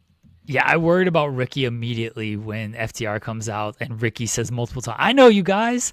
I was like, oh boy. I was like, oh boy. Another legend who's just talking out his turn. Yeah, I was like, I don't know if Ricky's supposed to be saying these things or if he's because he said it multiple times and he kept saying it as they got in the ring and like cutting off Stokely and everything. And I was like, oh, this doesn't feel like this is supposed to be where he's at on his lines here. He's just kind of saying some stuff. Yeah, it was a little long, but I thought FTR and Stokely were very good in the segment as well. I thought they should have just dropped Ricky on his head. It would have been much funnier. Yeah, no, probably. Yeah. So yeah, at 70 years old, that would have been. I mean, they have done this before. They've done this with the Rock and Roll Express several times.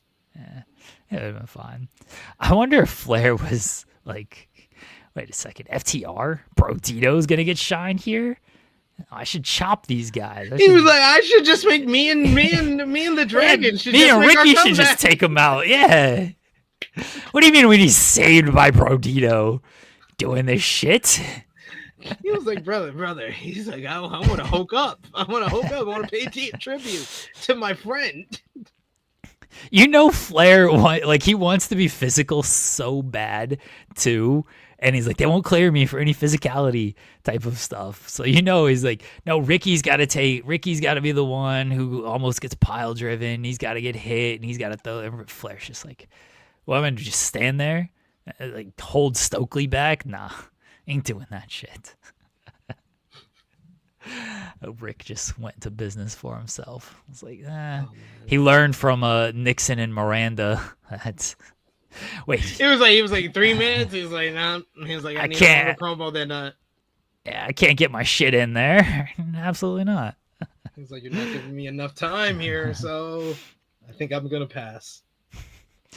That was AEW Dynamite. I don't think there's anything else we need to hit on. There wasn't getting a ton of stuff. So that was the whole entire show. Yeah. I thought this was an excellent episode of Dynamite.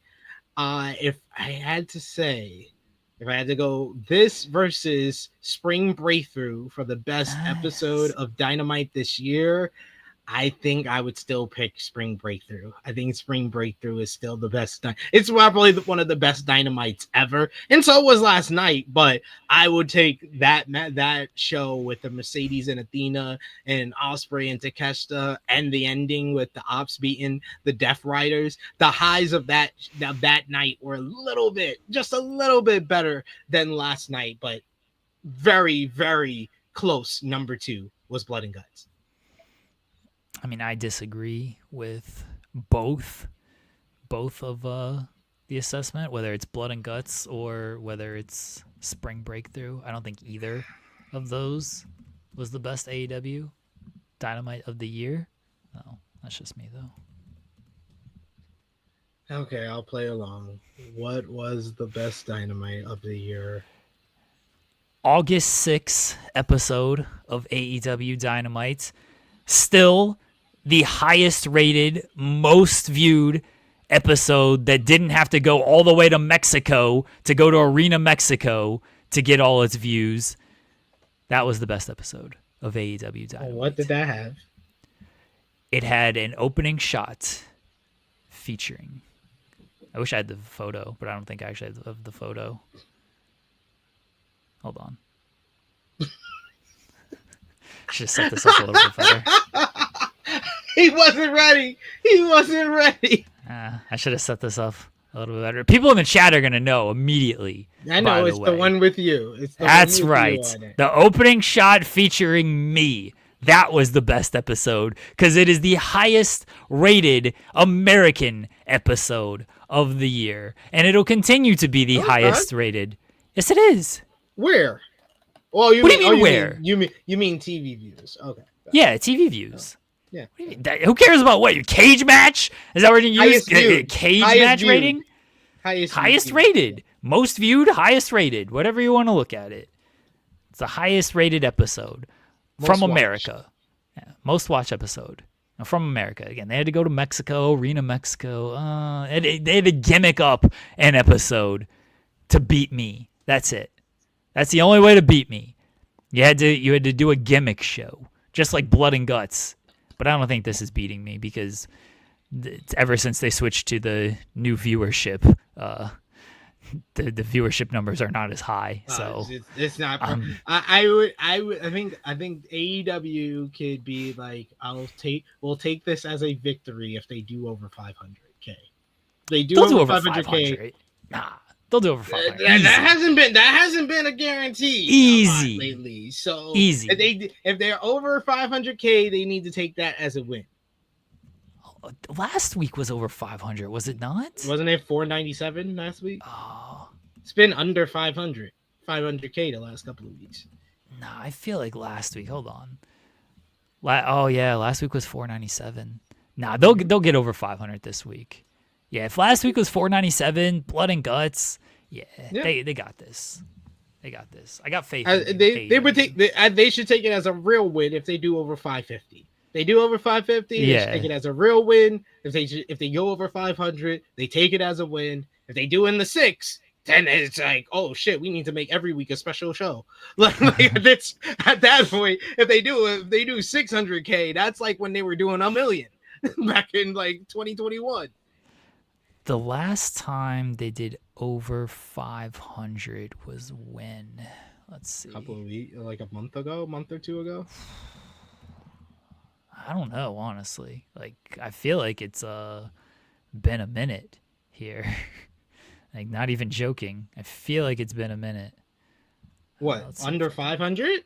No, it's No, been over. Over. Oh, over. Oh, what's the Yeah. last time they did over 500? Yeah, over 500. Let's see. So I usually put the ratings in my agenda for Trigger Hill Heat. So maybe I'm looking. No, or September 24th. That was the last time they did over 500. That was 638 too. That was, but I think that's the last that one was before Nielsen. Yeah, the Nielsen channel. Yeah, I think that was before. Yeah, because it goes from 638, and then the following week, which is when it gets changed, which is anniversary show, is 465. So they somehow lost nearly 200,000 viewers as the panel data changed. So yep. Yeah, they've not done over 500 since the data has changed. I think that changes tomorrow when the ratings come out, because now we're 2 days behind on the ratings. Yeah. So all right, we shall see. I'm hoping for a good one, because that episode does deserve it. I would say, as far as Dynamites for this year, because I saw a bunch of people mention it in the chat, I would go Spring Breakthrough number 1, number 2 Blood and Guts, number 3 Grand Slam Mexico, number 4. You know what? I'll throw Jeremy a bone and I'll say the Cleveland show that he went to, because that was a great episode as well. And I'm trying to think, was there one in the lead up to All In that I really loved? Or I mean, the run that I really loved on the lead up to All In was Grand Slam Mexico. So maybe Fright Night Dynamite would be up in that conversation. So yeah. Or the first episode of February. That was good. First episode of February I always mark, because that's usually, they do have very traditionally AEW has very good first episodes of February, and also that marked the change in the pivot of the booking as well. All right, let me address Delayed Grats saying Dynamite had 534 on October 15th. If you score the first 2 hours, yes, that was a 3-hour show. I was taking the entirety of the 3 hours, and the 3 hours were 467. If you want to, I guess, be specific and say the first 2 hours, then yeah, it did 534. So maybe next week when they're 3 hours, Dynamite numbers will be okay. But it was a 3-hour show. I get they split it of like, oh, it's the first 2 hours is Dynamite and the last hour is Collision. I think they do that for kind of bookkeeping purposes almost. And like the last hour is generally meaningless on those shows. So I understand if you just want to look at the first 2 hours. But overall, it's a 3-hour show. And so I take the totality of the 3 hours. It's not, Raw, the last hour was meaningless a lot of weeks too. But no one's just like, the first 2 hours did this. There's a big drop off on the third hour. What would the numbers have been like if it was just a 2-hour show? Don't know. So if you want to say that episode did over 500 because the first 2 hours did over 500, fine. I won't fully argue with you, but I will explain why I did not mention that show as why it did not do over 500, because I put stock into the entire 3 hours and not just the first 2. Of a 3-hour show. It's a 3-hour show. Come on now. Get out of here. What are we doing? All right, SP3. What was your moment of Wednesday in the world of wrestling? My moment of Wednesday, it would have to be Pac throwing Darby off the top of the entrance into the flaming table. That's probably the spot I will remember the most. Either that or Timeless Toni Storm inside of Blood and Guts. She was awesome. I always loved Toni Storm, so that was good. All right, I have kind of two as well, but also very similar of the two. It is Megan Bain throwing things. It is the mirror throw and the chair throw. Well, that was Marina, to be fair. Marina throw? Okay, fine. Megan and Marina throwing things then. The mirror throw and the chair throw by Megan throwing the chair and Marina throwing the mirror. Both of those were great. I love just a good, let's throw a weapon at somebody. And those visuals were both fantastic. So those were my moments of Wednesdays. Okay. Well, let's talk about Christopher Jericho, since I mentioned him earlier. Like, yo, I feel like I sometimes I have to I feel the need. If I had wrestlers' numbers, I would call them up and be like, do you know we can see you? We know what you're doing. You're not slick. You're not fooling anybody. We get it. Chris Jericho had the Hardys and the Dudleys on his podcast to talk about one final table, because Bubba Ray doesn't have his own podcast to do this, and Matt Hardy doesn't have his own podcast to do this, and Devon doesn't have his own YouTube channel to do this. So they had to sit down with Jericho to do this. And during the introduction of things, Jericho commented that he watched this match, so good on him for watching this. And he says, that crowd looked huge. It looked huge. Bigly, even. Into the part. It was like a WWE level crowd. The place was packed. I was watching this, not saying anything out of school here, but comparing it to watching Dynamite when they were at the ECW arena, which looked like a Tony Candela taping. Sorry, it did. TNA looked like the second biggest company in the world. That was amazing. The presentation was amazing. It looked like a WrestleMania. It really did. WrestleMania 9? That WrestleMania?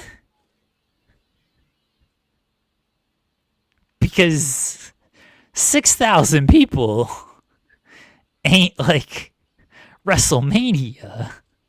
Because mind you, he said this after Brandon Thurston revealed that this record number that they did for Slammiversary was fluffed up by nearly 2,000 people, 2,000 tickets. The only people that went through the turnstile was 6,000, and they sold 5,500 tickets, telling us 7,700. And this is WrestleMania, big league. Yeah, I think Thurston, that report, one, I don't know if Jericho even read it. Two, I do think that it may have come out after this was recorded, because Jericho tapes these things like weeks in advance, and the Thurston report came out just this week. So I'll give Jericho a little bit of the benefit of the doubt in that the true numbers may not have been out there. Where I don't give him the benefit of the doubt is... even if it was out, I don't expect Jericho to say it. I'm merely stating the fact that it looks stupid to everyone who did read the report. And like, even if, the true numbers weren't out there, they announced 77,000. Okay. You automatically got to inflate that by at least 1,000 because it's wrestling. So you're going to inflate it by at least 1,000. So you're at 67,000 at the very most there. And then, of course, it came out that it was closer to 57,000. Was 61 on the turnstile count. 5,700. Let's not. Yeah, sorry, 5,700. Sorry. I was giving way too much credit there. Let's not, that would have been WrestleMania level. Jericho. Yeah, let's not Jericho it up. That's what Jericho thought. Jericho thought there was a typo. He thought it was extra zero there. Yeah, he thought there was an extra zero on that one. My fault, everybody. My fault. Regardless, it was 56, 5,700. it was maybe 6,100 on the turnstile. They announced 7,700. They looked like, comparing it to the AEW ECW arena show. You know that's only like 900 people anyway. You know that's not going to look like a big show. What I don't like... It was one of the most disingenuous, freaking tribalistic attempts that I've ever seen. Yeah, and it's coming from Chris Jericho, someone who is still under an AEW contract, and he is out here making arguments that Roman Reigns 1-2-3 makes on Twitter out here of like, oh, look at the numbers TNA's doing for Bound for Glory, 7,000. What's Dynamite doing this week? Yeah, you're comparing TNA's biggest show of the year to a weekly episode of Dynamite. It's not a fair... A residency when they're there for 3 straight weeks. Like, what are we doing? This is not a fair... Compare it to another pay-per-view. What did Wrestle Dream do? Did over 7,000, right? Do that comparison. Why are we comparing TNA's biggest show of the year to a weekly episode of Dynamite? Yeah, a residency. Come on now. But it's very funny that it's all coming from Chris Jericho, who, again, is under an AEW contract saying these things. Do you think he's trying to pull like a breach of contract situation here? It's like, you can't disparage AEW saying saying TNA is number 2 ahead of us. We're going to let you out early. If you know what? If that's Jericho's game here, I respect it. Then respect. Yeah. That is respect for trying to breach the contract. I do appreciate a good, just put a balls on the table, just do what you want to do. I like it sometimes. Yeah. I respect it if he is just trying to breach his contract and get out of here. But I don't think that's what he's trying to do. I think he is trying to make headlines and do what Chris Jericho does, and it works. It does work for him. It did make this worked out exactly how he wanted it to work out. He wanted everyone to be like, "Oh man, Jericho crapped on AEW." I mean, he's basically just telling us that all the reports we've heard about the contract year, about it expiring, about him leaving AEW, he basically confirmed all of that with this one quote. Joel is here for some reason. I don't know why, but Joel is here. Hello, Joel. We have to put over the smartest man in professional wrestling, Christopher Irvine Jericho. He got you. Hook, line, and sinker. Got you to believe that TNA was the number 2 company in all of professional wrestling. Nobody believes it. None of this Tony Condello indie mud show Dynamite bullshit. Nobody believes Jericho when he says it. Thousands of people there. So many people. You've never seen so many people there. I'll tell you, he was ready to do the dance, if you know what I'm talking about. Joel, can you ask Chris Jericho how TNA has drawn for their television tapings over the last month and see if he has a good answer for that? Budget constraints. I just want to know, I just want to know what they've done. Since they're the second biggest promotion now, I would like to know their viewership and their attendance for the last month of television, because I feel like the second biggest promotion should be doing pretty big numbers. Well, I can tell you this much. On the channel on which they air in the United States, number 1 for the entire month. Yeah, I mean, I can kind of believe that. It's probably true. I don't know. The documentary of whoever is probably, I feel like they like doing who's the singer? Sammy Hagar. Sammy Hagar, yes, that's legitimately who I was thinking of. I know. They love doing like Sammy Hagar documentaries on that fucking channel. We always go to Sammy Hagar. Yeah. Oh, here we go. Aloha Fleetwood. Sammy Hagar goes to. It's called Rock and Roll Road Trip. It's the show that they have. Music's Greatest Mysteries, listicles. Ooh, very best of the 70s. That's with Sammy Hagar. Unfortunately, it's not with Sammy Hagar. Yeah, Sammy Hagar is probably not outdrawing a first-run episode of TNA, although he might be. He might. He just might. Did you know Access TV airs Hot Ones? Really? That's Yeah. probably doing pretty well, honestly. I'm sure it is. Well, I mean, Yeah. listen, it's not like you can go to YouTube and watch a commercial free or anything like that. Hot Ones in a 30-minute format on a video that's normally maximum 20 minutes. Yeah, dropping a bunch of Sammy Hagar's Rock and Roll Road Trip tonight after Hot Ones. You want to know how much Access TV does not give a shit about TNA? You remember how I keep doing this every time somebody uses the old TNA logo, I repost that Garrett Kidney post. Yeah. Access TV is currently using the Impact logo from the rebrand, where the good. yellow is going through the entire thing. They don't Didn't care. NXT use that for the Gold Rush? For Gold Rush, logo? that's what I Yeah. pointed out. It's amazing. They don't care. They don't care. They're just like, send us a logo. All right, what logo do we have on file? Oh, we got this one? Okay. And it looks like they're using an AI stylized version of it. Like, I know that the WWE AI story is something that we all make fun of, and it's true that it is involved, but like, it looks like a cartoonized TNA logo that they pulled from some AI bot. I don't know what happened. That reminds me, Jeremy South Park did an episode on AI. Oh, okay, yeah, I saw the preview. I gotta watch it. Don't spoil anything. But I watched it. I watched it this morning. Oh my Yeah, god, it's amazing. I gotta watch it. I feel like it's either on Paramount Plus now, or they put up the episode a couple weeks ago. They put it up late, so I hope this one's not up late. No, they didn't put it up late. It just Okay. came out on Friday instead of Thursday.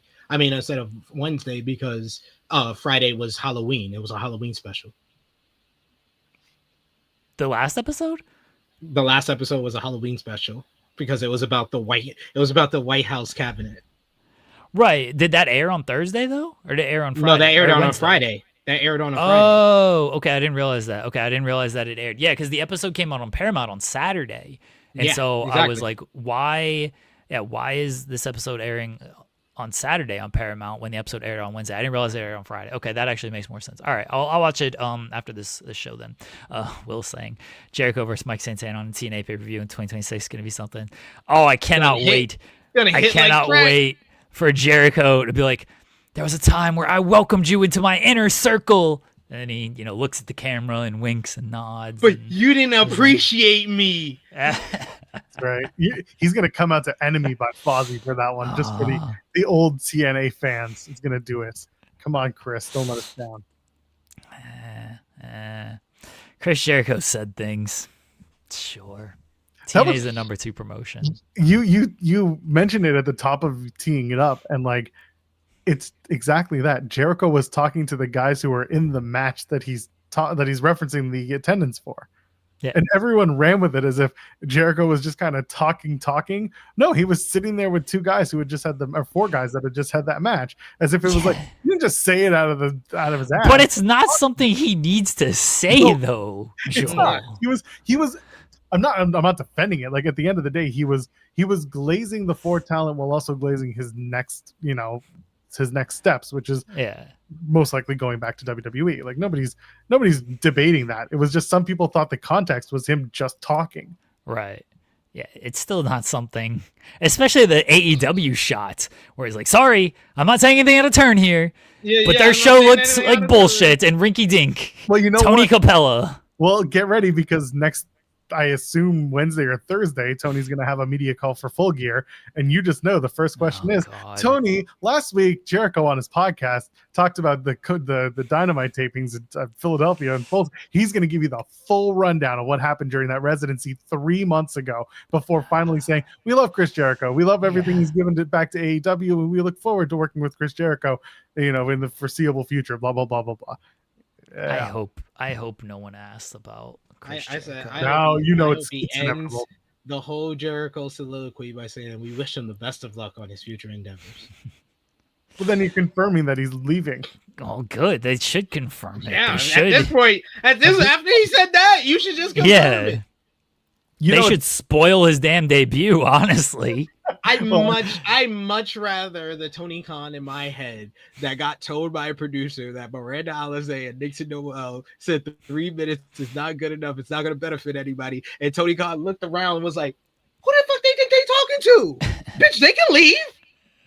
And then the producer had to make it sound good and make it sound like, oh yeah, it's cool, you know, it's fine and stuff like. That's the Tony Khan that I want to talk about Chris Jericho and be like, wish you best of luck on your future endeavors. I want Tony on like the episode of Raw where Jericho's supposed to debut. You know, Tony gets tipped off to these things. Someone will tip him off to this thing. It'll be Jericho. Yeah, probably. I want Tony to go on Twitter and be like, anyway, Chris Jericho, like Monday on Twitter, because he likes doing these Twitter videos Wednesday before Dynamite. So I'm going to go on Monday on Twitter before Raw.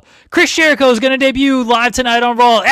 That'll put butts in the seats. Watch it on Netflix or don't. Who cares? Watch AEW Dynamite live, 8 p.m. Eastern, TBS this Wednesday. We got a tremendous show for you. We're going to get Hangman Page going one-on-one with Jon Moxley. Once again, it's going to be for the AEW World title. Hangman Page and Jon Moxley in an all-in rematch. I always hate when people go to the that'll put butts in seats line as if they don't recall what actually happened. Yeah, it did put butts in the seats, but it's still a great line.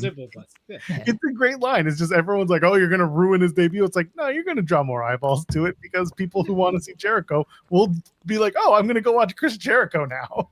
I still want Tony to just troll and spoil his debut. Yeah. He won't do it because I don't Jericho actually won't think care. they could. I don't think Jericho will care. I Jericho's kind of either agree. going to show up on the Friday in Montreal or the Monday in Toronto. Take your pick. It's going to be one of those two. It's going to be Monday. It's going to be... He'll do Toronto. Yeah, it's going to be Raw over SmackDown. Like He's going to be. SmackDown, It's going to be the Leafs game on the Sunday night. I guess if the Leafs are playing Sunday night. They're doing the. That's going to be Sunday Saudi. on It's Tuesday. going to be Saudi. Well, no, That's because a bigger payday.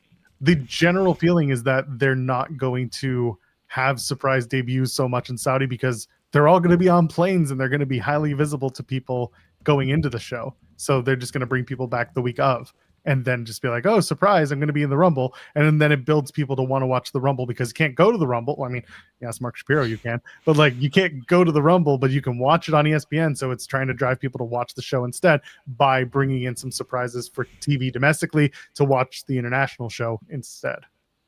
Sounds like a pretty boring Royal Rumble to me. No, that's the theory, the Austin theory, if you will.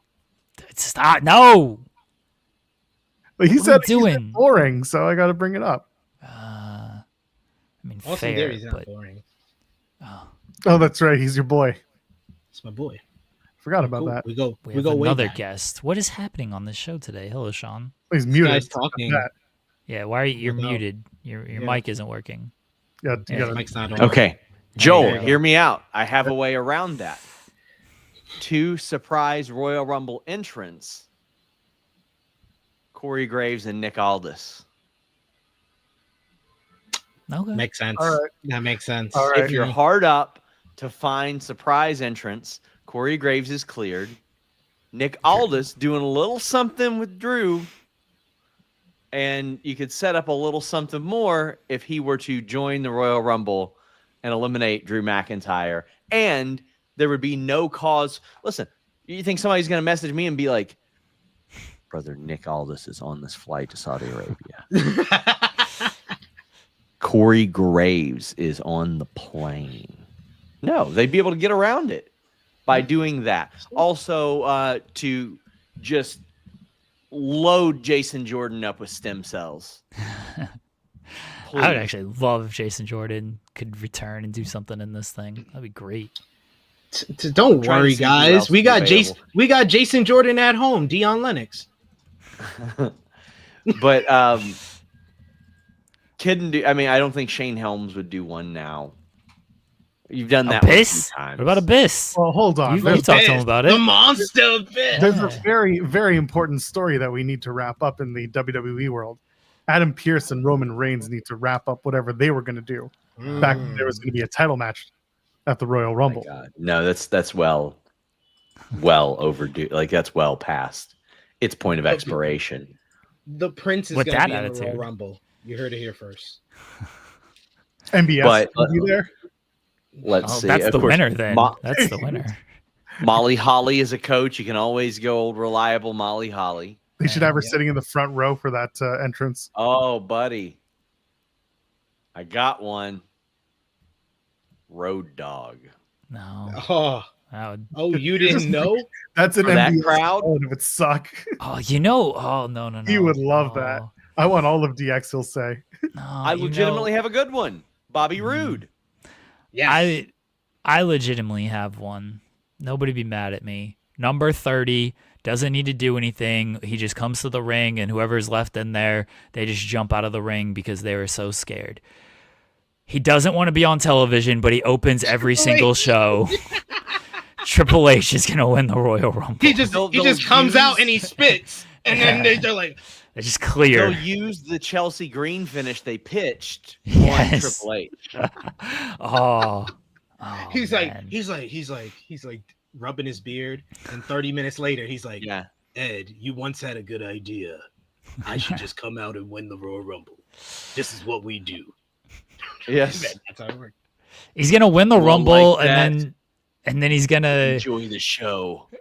But then because he can't wrestle at WrestleMania, he's gonna be like, "Oh, well, I'm gonna give my opportunity to somebody else," and he's gonna be all selfless about it. It's like, "Oh, look at Triple H putting over the young talent and giving up his he's gonna be spot at like- WrestleMania." He's gonna be like, And then I'm Brock gonna, I'm Lesnar gonna gets it. choose.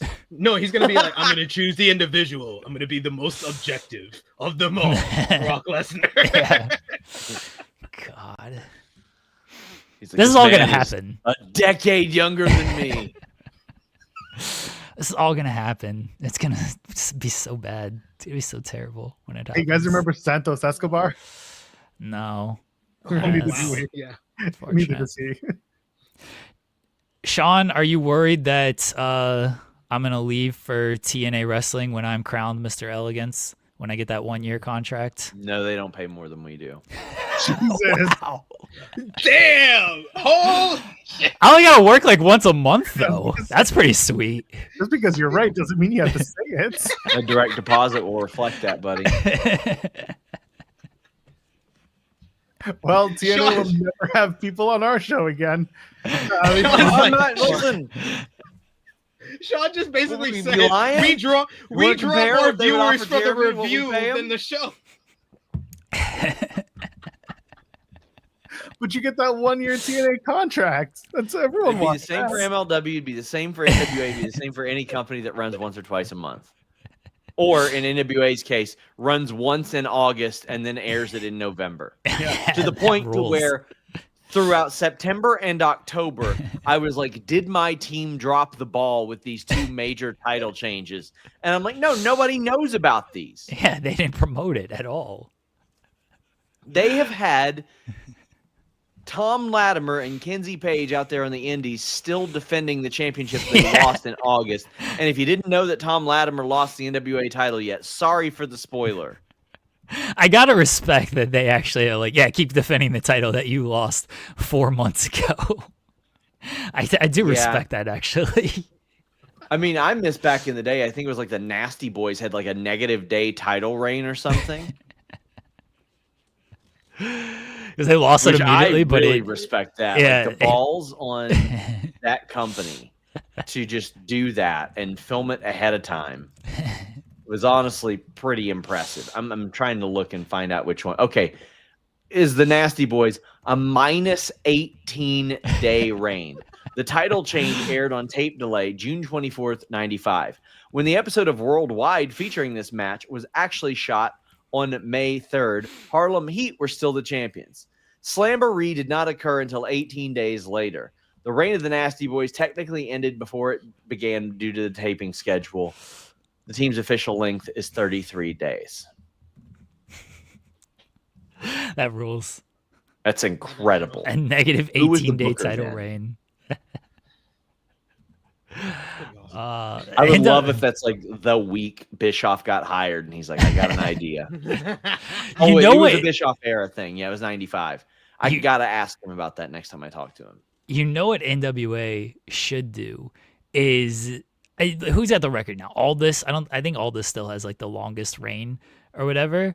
They should. This era, yeah. Yeah. All right. Whoever has the longest reign of all time, maybe it's Flair. Whoever it is, it Oh, doesn't buddy. matter. It doesn't matter. Dan Severn held it for 4 years. All right, then fine. Yeah. Dan Severn. They should keep it on Lattimore, who get actually the funniest possible person to have it. Put it back on Tyrus, because that'd be hilarious. Yeah, I was like, they already did that. They did Yeah. Tyrus. Okay, so put it back on Tyrus for he beats Lattimore for the title, right? And that airs. They put that on there immediately, and then Tyrus loses to whoever, but they never air it. So Tyrus is the champion forever. It just his title loss never airs. So one day, maybe I don't know, whoever beats him, maybe Lattimore beats him back. He has the title, but it's like, wait, you never beat Tyrus for that So it's title because they just basically never air Antonio it. Inoki and Bob Backlund. Sure. Well, Luth has held it for 6.3 years. All right, Tyrus is gonna hold it for that would 7. work. Yeah. They've had a And lot of like 4 or 5 year reigns. Aldis had it for 1,000 days. Thez, Kaniski, Severn, Dory Funk, and then Luthez again. Well, Tyrus is breaking all of those records. Yeah. That's how it's going. One time I asked a wrestler in NWA, what do you think about Tyrus being world champion? And that person replied, the person asking me shouldn't be able to work a better match than our champion. And my reply was, thanks, with a question mark. I remember that. I couldn't tell if it was a compliment.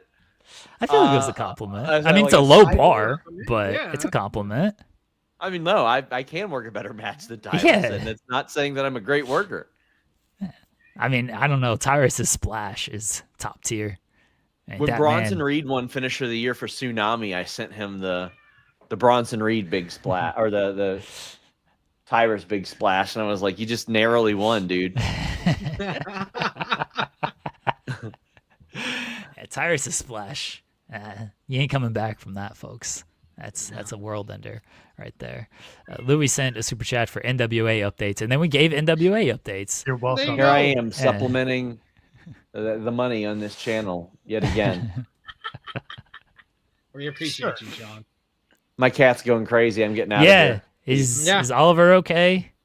It's Melvin. He Oh, it's just wants Melvin? up here. Okay. All right. He likes the Oh, attention. yeah. Melvin wants all the attention. I don't know where my cat. Look at that. How could you Peace hate out. me? Bella Army, how could you hate me? Well, the problem, Sean, is you want her to win matches. And I know. Who cares about How wins could and you hate losses? me and Melvin. You should post that. You should, just post. Look at this. Like, how could you? Oh, I mean, Well, I'll tell you what I- it'll be. It'll be like, because you're some middle-aged white man. From like 27-year-old white people with fake profile pictures. yeah. Men at that. Yep. Yeah. Bella Army 45 is pissed off at you. And if I put out there who reached out to me about that and called those people ridiculous, those people would feel so dumb. Brian Danielson. So dumb. So dumb. Brian Danielson was John like Cena. Yeah, John Cena. That would actually be really good. That'd be awesome. Yeah. I like the idea of next Monday on Raw. Sean's watching Nikki Bella and he's just tweeting out, "Yes, mother is mothering." Yeah, you should. As I've highlighted this week, like if I would have tweeted anything besides "Yes, mother is serving," like that doesn't. You just need To be to fair, in the 2000s when Fair you approach. served, that was as good as a win. That's true. True. You If gotta somebody got served, that was a pretty big deal back Yeah. then. Yeah. What? I said other cat just walked into. Which one is that? Classic movie. Oh my gosh, I got so many. All I do is take care of animals, guys. Like, how could Look at you this guy. dislike me? All you got to do, guys, is simply not be rude about me. That's it. Then you won't have me in your DMs, have me in your mentions, then be able to say, "Oh my God, Sean dropped in my DMs and he said something after I told him to die in front of a train." Oh, well, gee, I wonder why.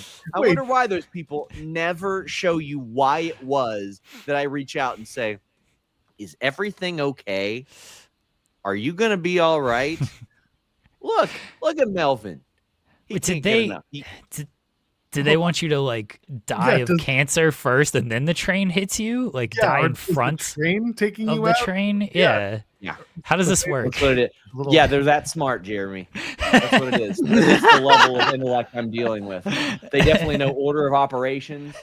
They definitely know all that stuff. They've seen a train in real life. Everything. Everything. I had somebody yesterday say, "Word your tweet better." It was a personal attack, and I was like, Yeah, that one was weird. "Wrestling's a shoot." Do you think that I was saying that Nikki Bella is a bad fighter? And that What's was going on weird. here? It was a personal attack. And who? The booking? Yes, but Yes.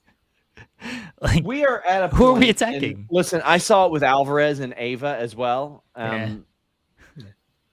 It is so hypersensitive for women, especially, and I understand that it's a misogynistic business, and there's a lot of misogynistic people, and Nikki Bella especially came up in a misogynistic era.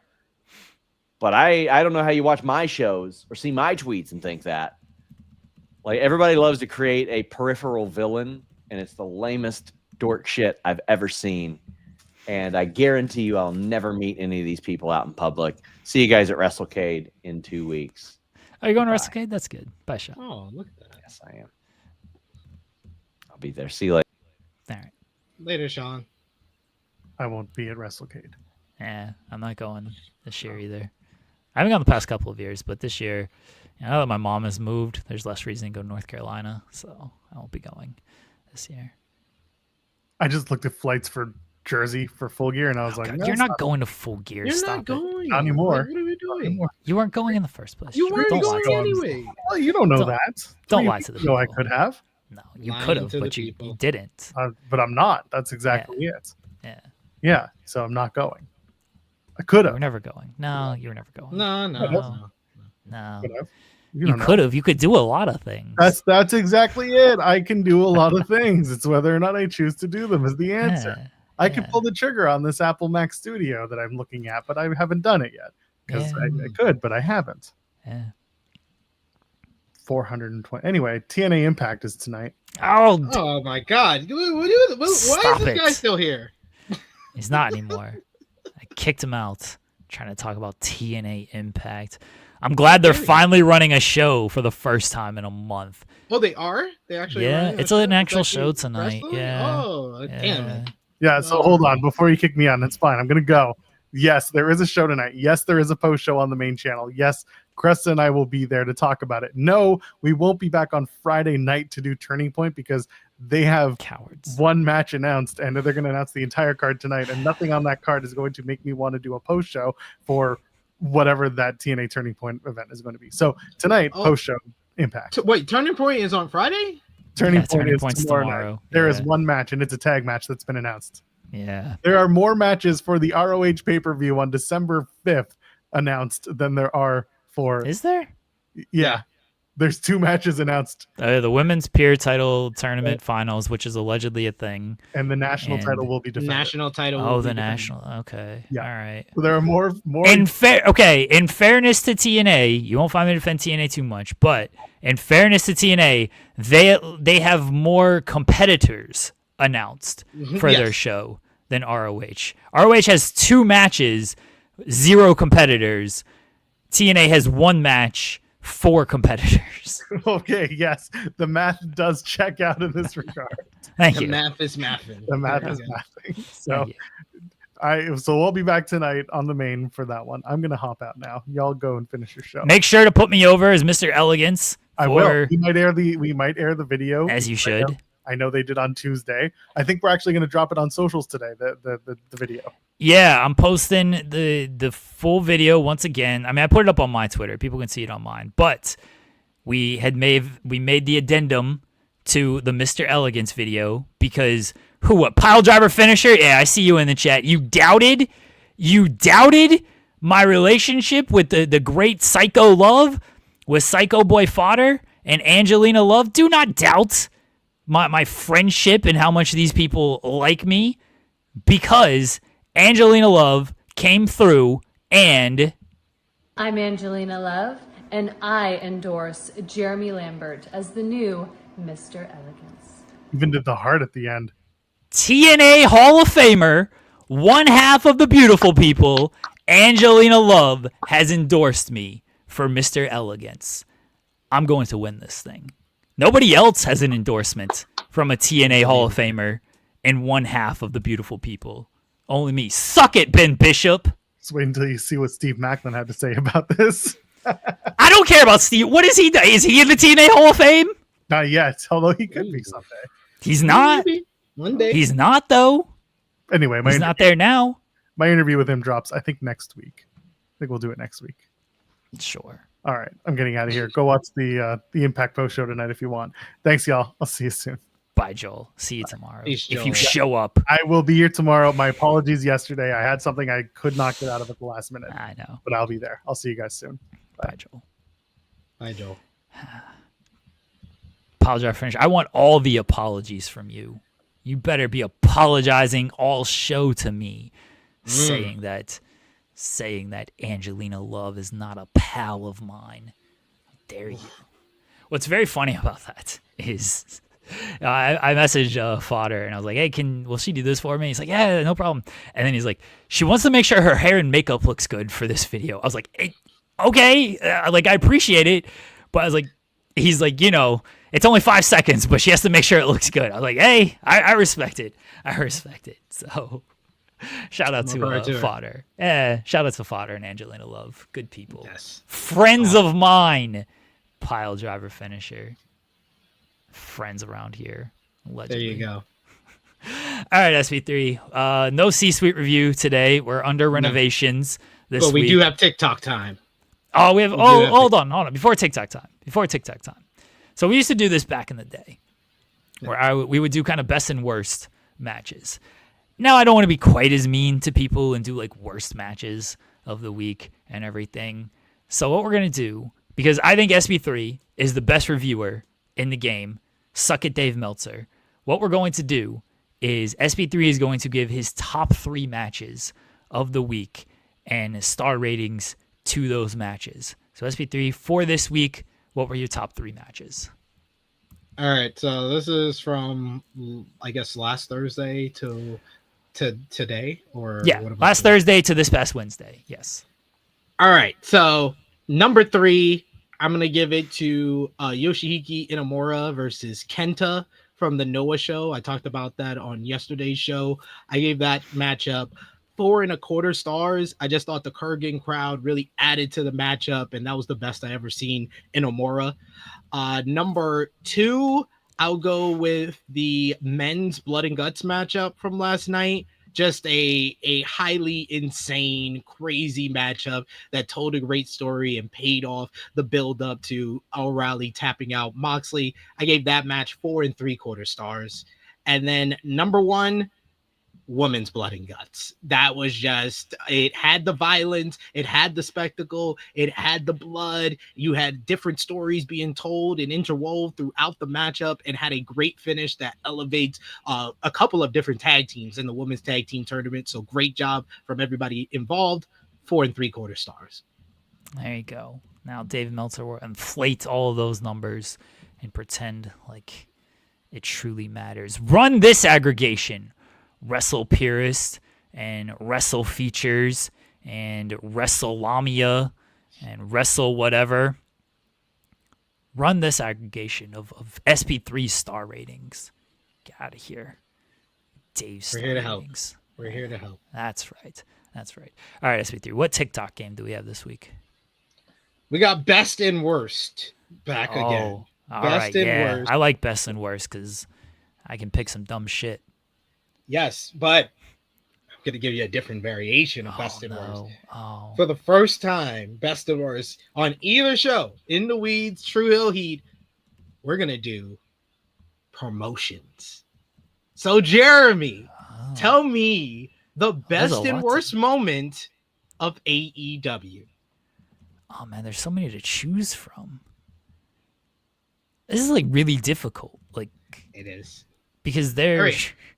Off the top of my head, I'll go best moment for AEW, the first Wembley show. Okay, let me revise that back. And that should be the best moment, but that also had Brawl In. Yeah. Let's go with. All right, I got mine. No, I'm gonna say All In Texas this year. All In Texas this year because Best I feel moment? like, yeah, I feel like that's one of their Okay. best moments or all. I mean, if I had to pick one, let's go with All Out 2021.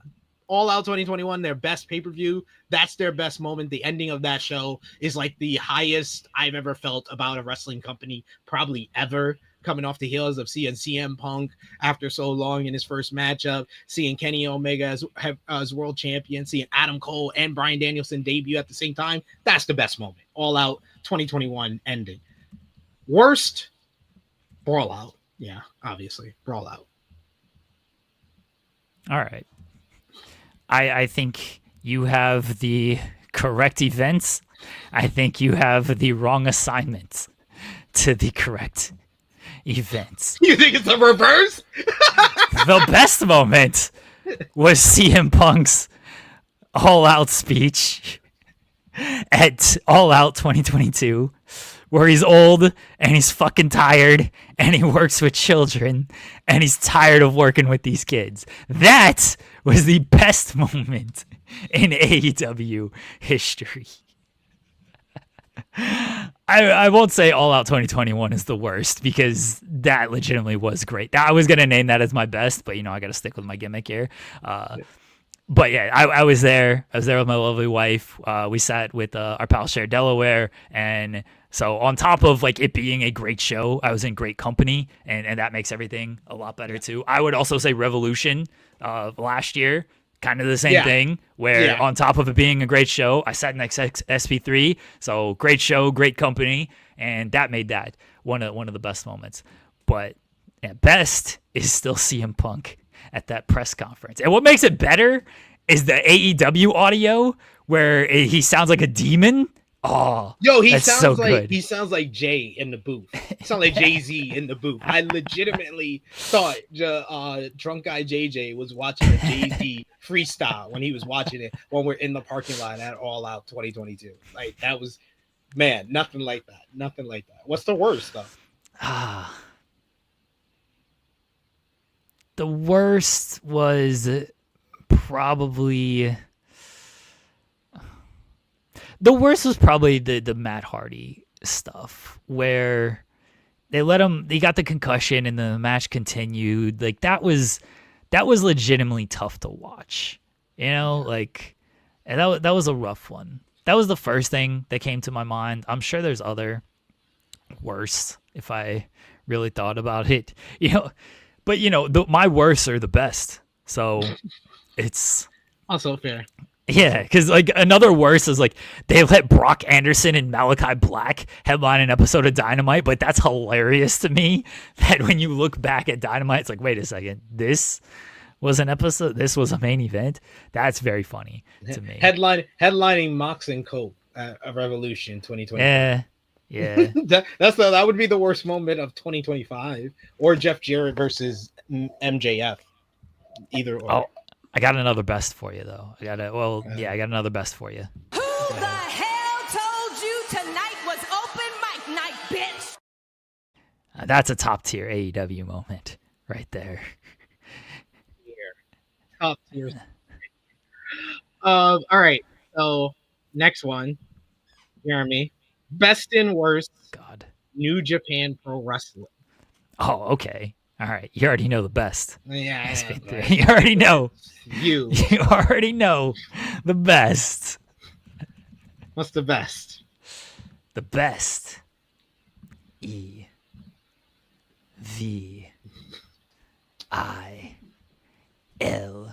Winning the IWGP Heavyweight Championship, defeating Tetsuya Naito, and having the greatest reign of all time as an IWGP Heavyweight Champion. That is the best.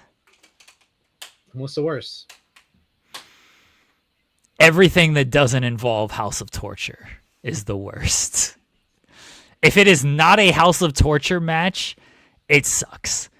Oh, let's do a 45, 50-minute main event with Okada and Ospreay and Tanahashi and AJ Styles and who else was a champion? Kenny Omega. Flips and 5 stars and 6 stars, and it's the Tokyo Dome, so it's 7 stars. Yay! Fuck all that. Give me interference. Give me referee bumps. give me the most bullshit in the world. Give me a crowd that is confused but is somehow enjoying it. That is what I want out of my professional wrestling. Those are my best and worst in New Japan history. Much like you, it's the reverse for me. I'm gonna go with their best moment. Let's go with the 2020 Tokyo Dome, the 2-night Tokyo Dome. One of two of their highest grossing shows that they've ever done, most attended shows they've ever done. Crowning of the first ever IWGP World Heavyweight Champion and Naito beating Okada in the main event. So yeah, I would say it's that, and then the worst moment is just a few months later, the pandemic. That's the worst thing that's ever happened to New Japan Pro Wrestling. Worst moment of their whole thing is the pandemic, and then coming back from the pandemic and crowning Evil IWGP Heavyweight Champion. That's like the double whammy. That's the double whammy of killing your business, which it did. I mean, you want to know the real business killer in New Japan and the real potentially worst for New Japan? The formation of AEW. That killed New Japan. Took all their stars, just rated them. Survive that. They were able to survive rated that. all of their talents. Was a good year. It was a good year for New Japan Pro Wrestling. They were able to survive that. They were able to survive WWE taking Nakamura, Styles, and the Good Brothers in 2016. Everything y'all want to say of, that was worse. No, it really wasn't, because they were able to recover from that. They have not recovered from the pandemic, and it's been 5 years. It's the worst. That's very true. I don't disagree with it. I just wanted to, get people mad about AEW forming is why New Japan is in dire straits right now. All right. Damn you, Con! All right. Best and worst TNA moments. Oh, man. Best is the Claire Lynch storyline.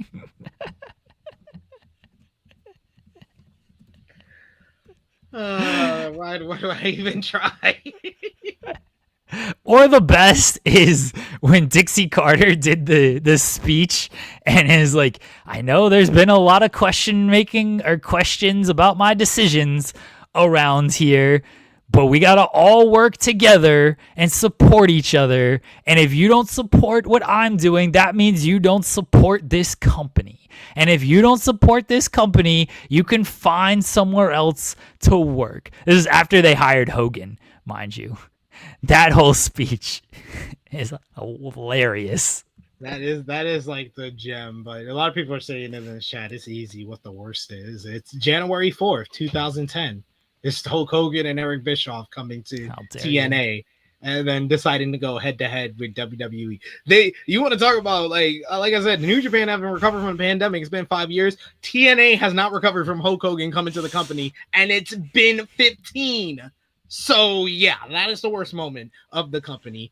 Best moment, Kurt Angle signs with the company. That's a fair one. That's fair. My actual worst, because my best is the Dixie Carter speech.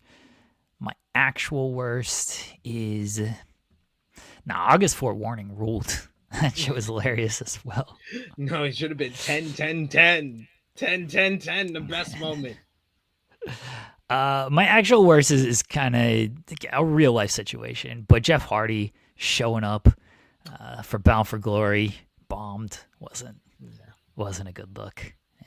That's an actual not good moment for the company. Yeah. All right, final one. We saved the best for last. Best and worst moment. NWA. Of WWE. There's so many. You can't just narrow it down to one. The worst. We could legit do a top 10 worst moments in WWE history, and we wouldn't be far off. You could say the steroids trial. You could say the invention of Nitro. You could say the actual worst is honestly just Vince McMahon behind the scenes is the actual worst of things. And then if you want to say Vince McMahon in front of the camera as well is kind of up there too. Yeah, Benoit, There's been a lot of yeah. actual Benoit. worst on things. Let's keep it strictly. Benoit murder suicide. Yeah. Yeah. What if we kept it strictly television, not Okay. not like personal behind the scenes stuff? Because again, you can literally the guy who created the company, not created, but the guy who built the company and took it to these levels is being accused of Yeah, a real lot of their sexual worst, crimes. A right lot of now. their worst moments is real life stuff. It's the Janelle Yes. Grant case. It's the steroids trial. Like, yeah, it's those type of stuff more than anything that we've seen on screen. So, Yeah. if you wanted to just strictly, Yeah, do let's it keep there, it just on screen. Yeah. Okay. All right. What do you have for best and worst? Do you have something just on screen? just on screen. Let's go with WrestleMania would be the best moment. The first WrestleMania. Just the first one? Okay. Yeah, that's like the groundbreaking one that really changed the business, really changed the company as far as like on screen. And worse on screen, there's the Montreal Screwjob. There is multiple horrible segments that have gone on throughout the years. Yeah. There is Brock squashing Kofi, Katie Vig. Like, man, there's so many. I'm gonna put it into one, and I'm gonna say Triple H, because a lot of the stuff that I just said, you could all stem back to Triple H. The Montreal Screwjob, Triple H suggested it to Vince McMahon. You could go Katie Vick, Triple H was right there. It's like Triple H had been a part of creative for the last like 20 years, so he can have some responsibility in all the bad segments that we've seen. The Reign of Terror is like the worst I've ever felt as a professional wrestling fan in general, where I was like, this company that I grew up on, I don't want to watch it.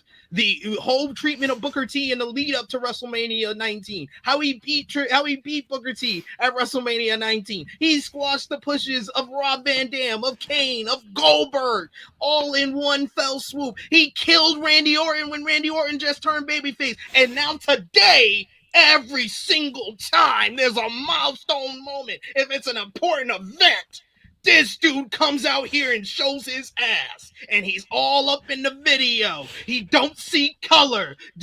So do you enjoy the show? All part of the show. He fired one of the longest tenured superstars and then played it off like it was all part of his whole trick. Triple H, worst moment of WWE.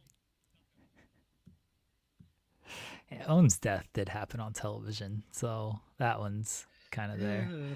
But this is also why I love you and in this moment hate you, because my legitimate answer was going to be for worst moment this past week when Triple H introduces John Cena and acts like the Boston crowd isn't going to cheer for John Cena in his last appearance in Boston. He's got to be out there to say, get on your feet, everybody. Let's cheer for John. No, go the fuck away. We're going to cheer for John Cena. Get out of here. Why are you always here? Why are you always here? That was legitimately going to be my worst. And then you topped me by doing a full-ass Triple H rant instead. because it was like all the ones that people were saying in the chat. I was like, you can all send it back to Triple H. Yeah, that's so true. I was like Charlie on it every day. I was like, yeah, it all points here. It all points back. This is the source. The best moments from WWE. There's so many people. Okay, you guys, come on now. Worst of the weeds. I mean, I love Goldberg and Undertaker. I love all the shit with the Fiend, the Hell in a Cell. Oh, that's the best moment in WWE history. Undertaker and Giant Gonzalez. Those matches are fantastic to me. There's so many great moments in WWE history. If I gotta narrow it down to just one, which is very difficult when like WWE's been around forever. There's a giant totality when it comes to this company. If I had to narrow it down to just one moment that is the absolute peak of WWE and the fandom, I think it's just Bray Wyatt and The Fiend in general. Because that's going to, if you can go Triple H for providing with so many terrible moments, I can go Bray Wyatt with providing with so many great moments on television. We reviewed the Randy Orton matches. This man put worms and crickets on the mat. The Firefly Funhouse, the Burnt Fiend, all this stuff. When he was Bray Cult Leader, he did the Roman feud. That was actually good, the Roman feud. I did like that. But just Bray Wyatt. We got the Mountain Dew Pitch Black match thanks to Bray Wyatt. That's a legendary match. Yeah, I would have to say just Bray Wyatt in general would be my best. You know what's really the best? Because I don't know if how old a lot of people are, but we're old, Jeremy. And you remember during the Attitude Era, it was actually one of the coolest things to be a wrestling fan. If you knew a lot about wrestling, you could teach other people who wanted to know about it because it was so popular. It was in the mainstream. So the real best moment ever in WWE history is Austin joining forces with Vince McMahon, which created a whole generation of you lame-ass nerd wrestling fans.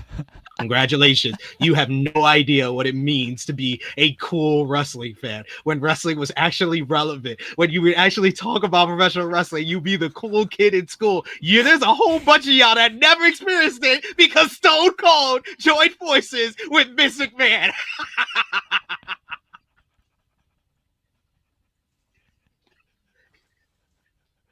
SP3 is just shooting on fans past 2001 out here. I respect it. I did not know that's where you're going, but I'll take it. We're gonna get people are gonna be mad in the comments of like, I'm a new school fan. We've had so many great moments. We've had so many great moments, and I love the that. bloodline. I was cool. In 2010, I came with my John Cena outfit, and everybody was like, "You're the cool kid." We're not gonna hate on John Cena out here. The last real draw in this sport, John Cena. All right, that was best and worst, everybody. Anything else we need to hit on before we wrap up out of here, SP3? No. I think we touched on pretty much everything. All right. Well, in that case, what did we accomplish today? We talked about the NBA, and apparently Jeremy really loves the ticker of flaunting his 0-0 record in my face, apparently. We talked about AEW Dynamite Blood and Guts, which was one of the best episodes of AEW television this year. We talked we had Joel Pearl and Sean Ross Sapp join with us for a little bit and got to talk some jokes about the Bella Army, which is always nice, and I will allow it. It's always a good time. Liked it. And we talked about Chris Jericho working a lot of people, including himself, into believing that TNA had an audience of the size of WWE. And then finally, we did the best and worst of all the prominent promotions in pro wrestling today. So I think this was a productive day. I think the biggest thing we accomplished today is that this man has a 90% chance to not lead the Death Riders, but it's still higher than Chris Jericho. No, I'm serious. I'm dead serious. The MVP of the NBA. I'm not making this up. For AEW Rampage, ladies and gentlemen, the Greek Freak, Giannis Antetokounmpo. 10% chance, folks. Giannis Antetokounmpo, let's go, can lead the Death Riders. You know my favorite part? I mean, that whole clip is great, but the way he says the NBA, he's like MVP of the NBA, it's like he's singing it. That's so good. He's like, baby, won't you come my way, NBA. When Tony joins this show, never, we're gonna play that for him. and just be like, did you know that this would become the greatest quote of all time when you said did it? you know that this would add so much laughs to our show Yeah. for years to come? Did you know we play this for NBA people who have never heard it before, and they were like, this is the greatest thing ever?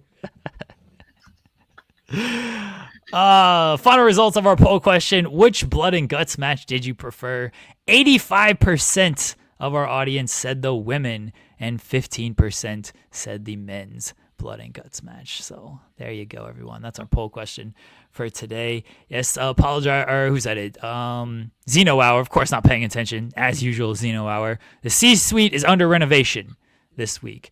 We got a new episode of the C-Suite on Tuesday and another one on Thursday. Pay attention, everyone. Indeed. Pay attention. Yeah. SP3, let them know where they can find you at. You can find me on the Twitter machine at TrueHillSP3. You could follow me over, once again, if you like hearing about AEW Dynamite Blood and Guts, I'll be talking about it in depth with the good brother, the one and only Jimmy Macaram. I love the show, so 9 times out of 10, there's a bunch of stuff on the show he did not enjoy, so I look forward to hearing all about that.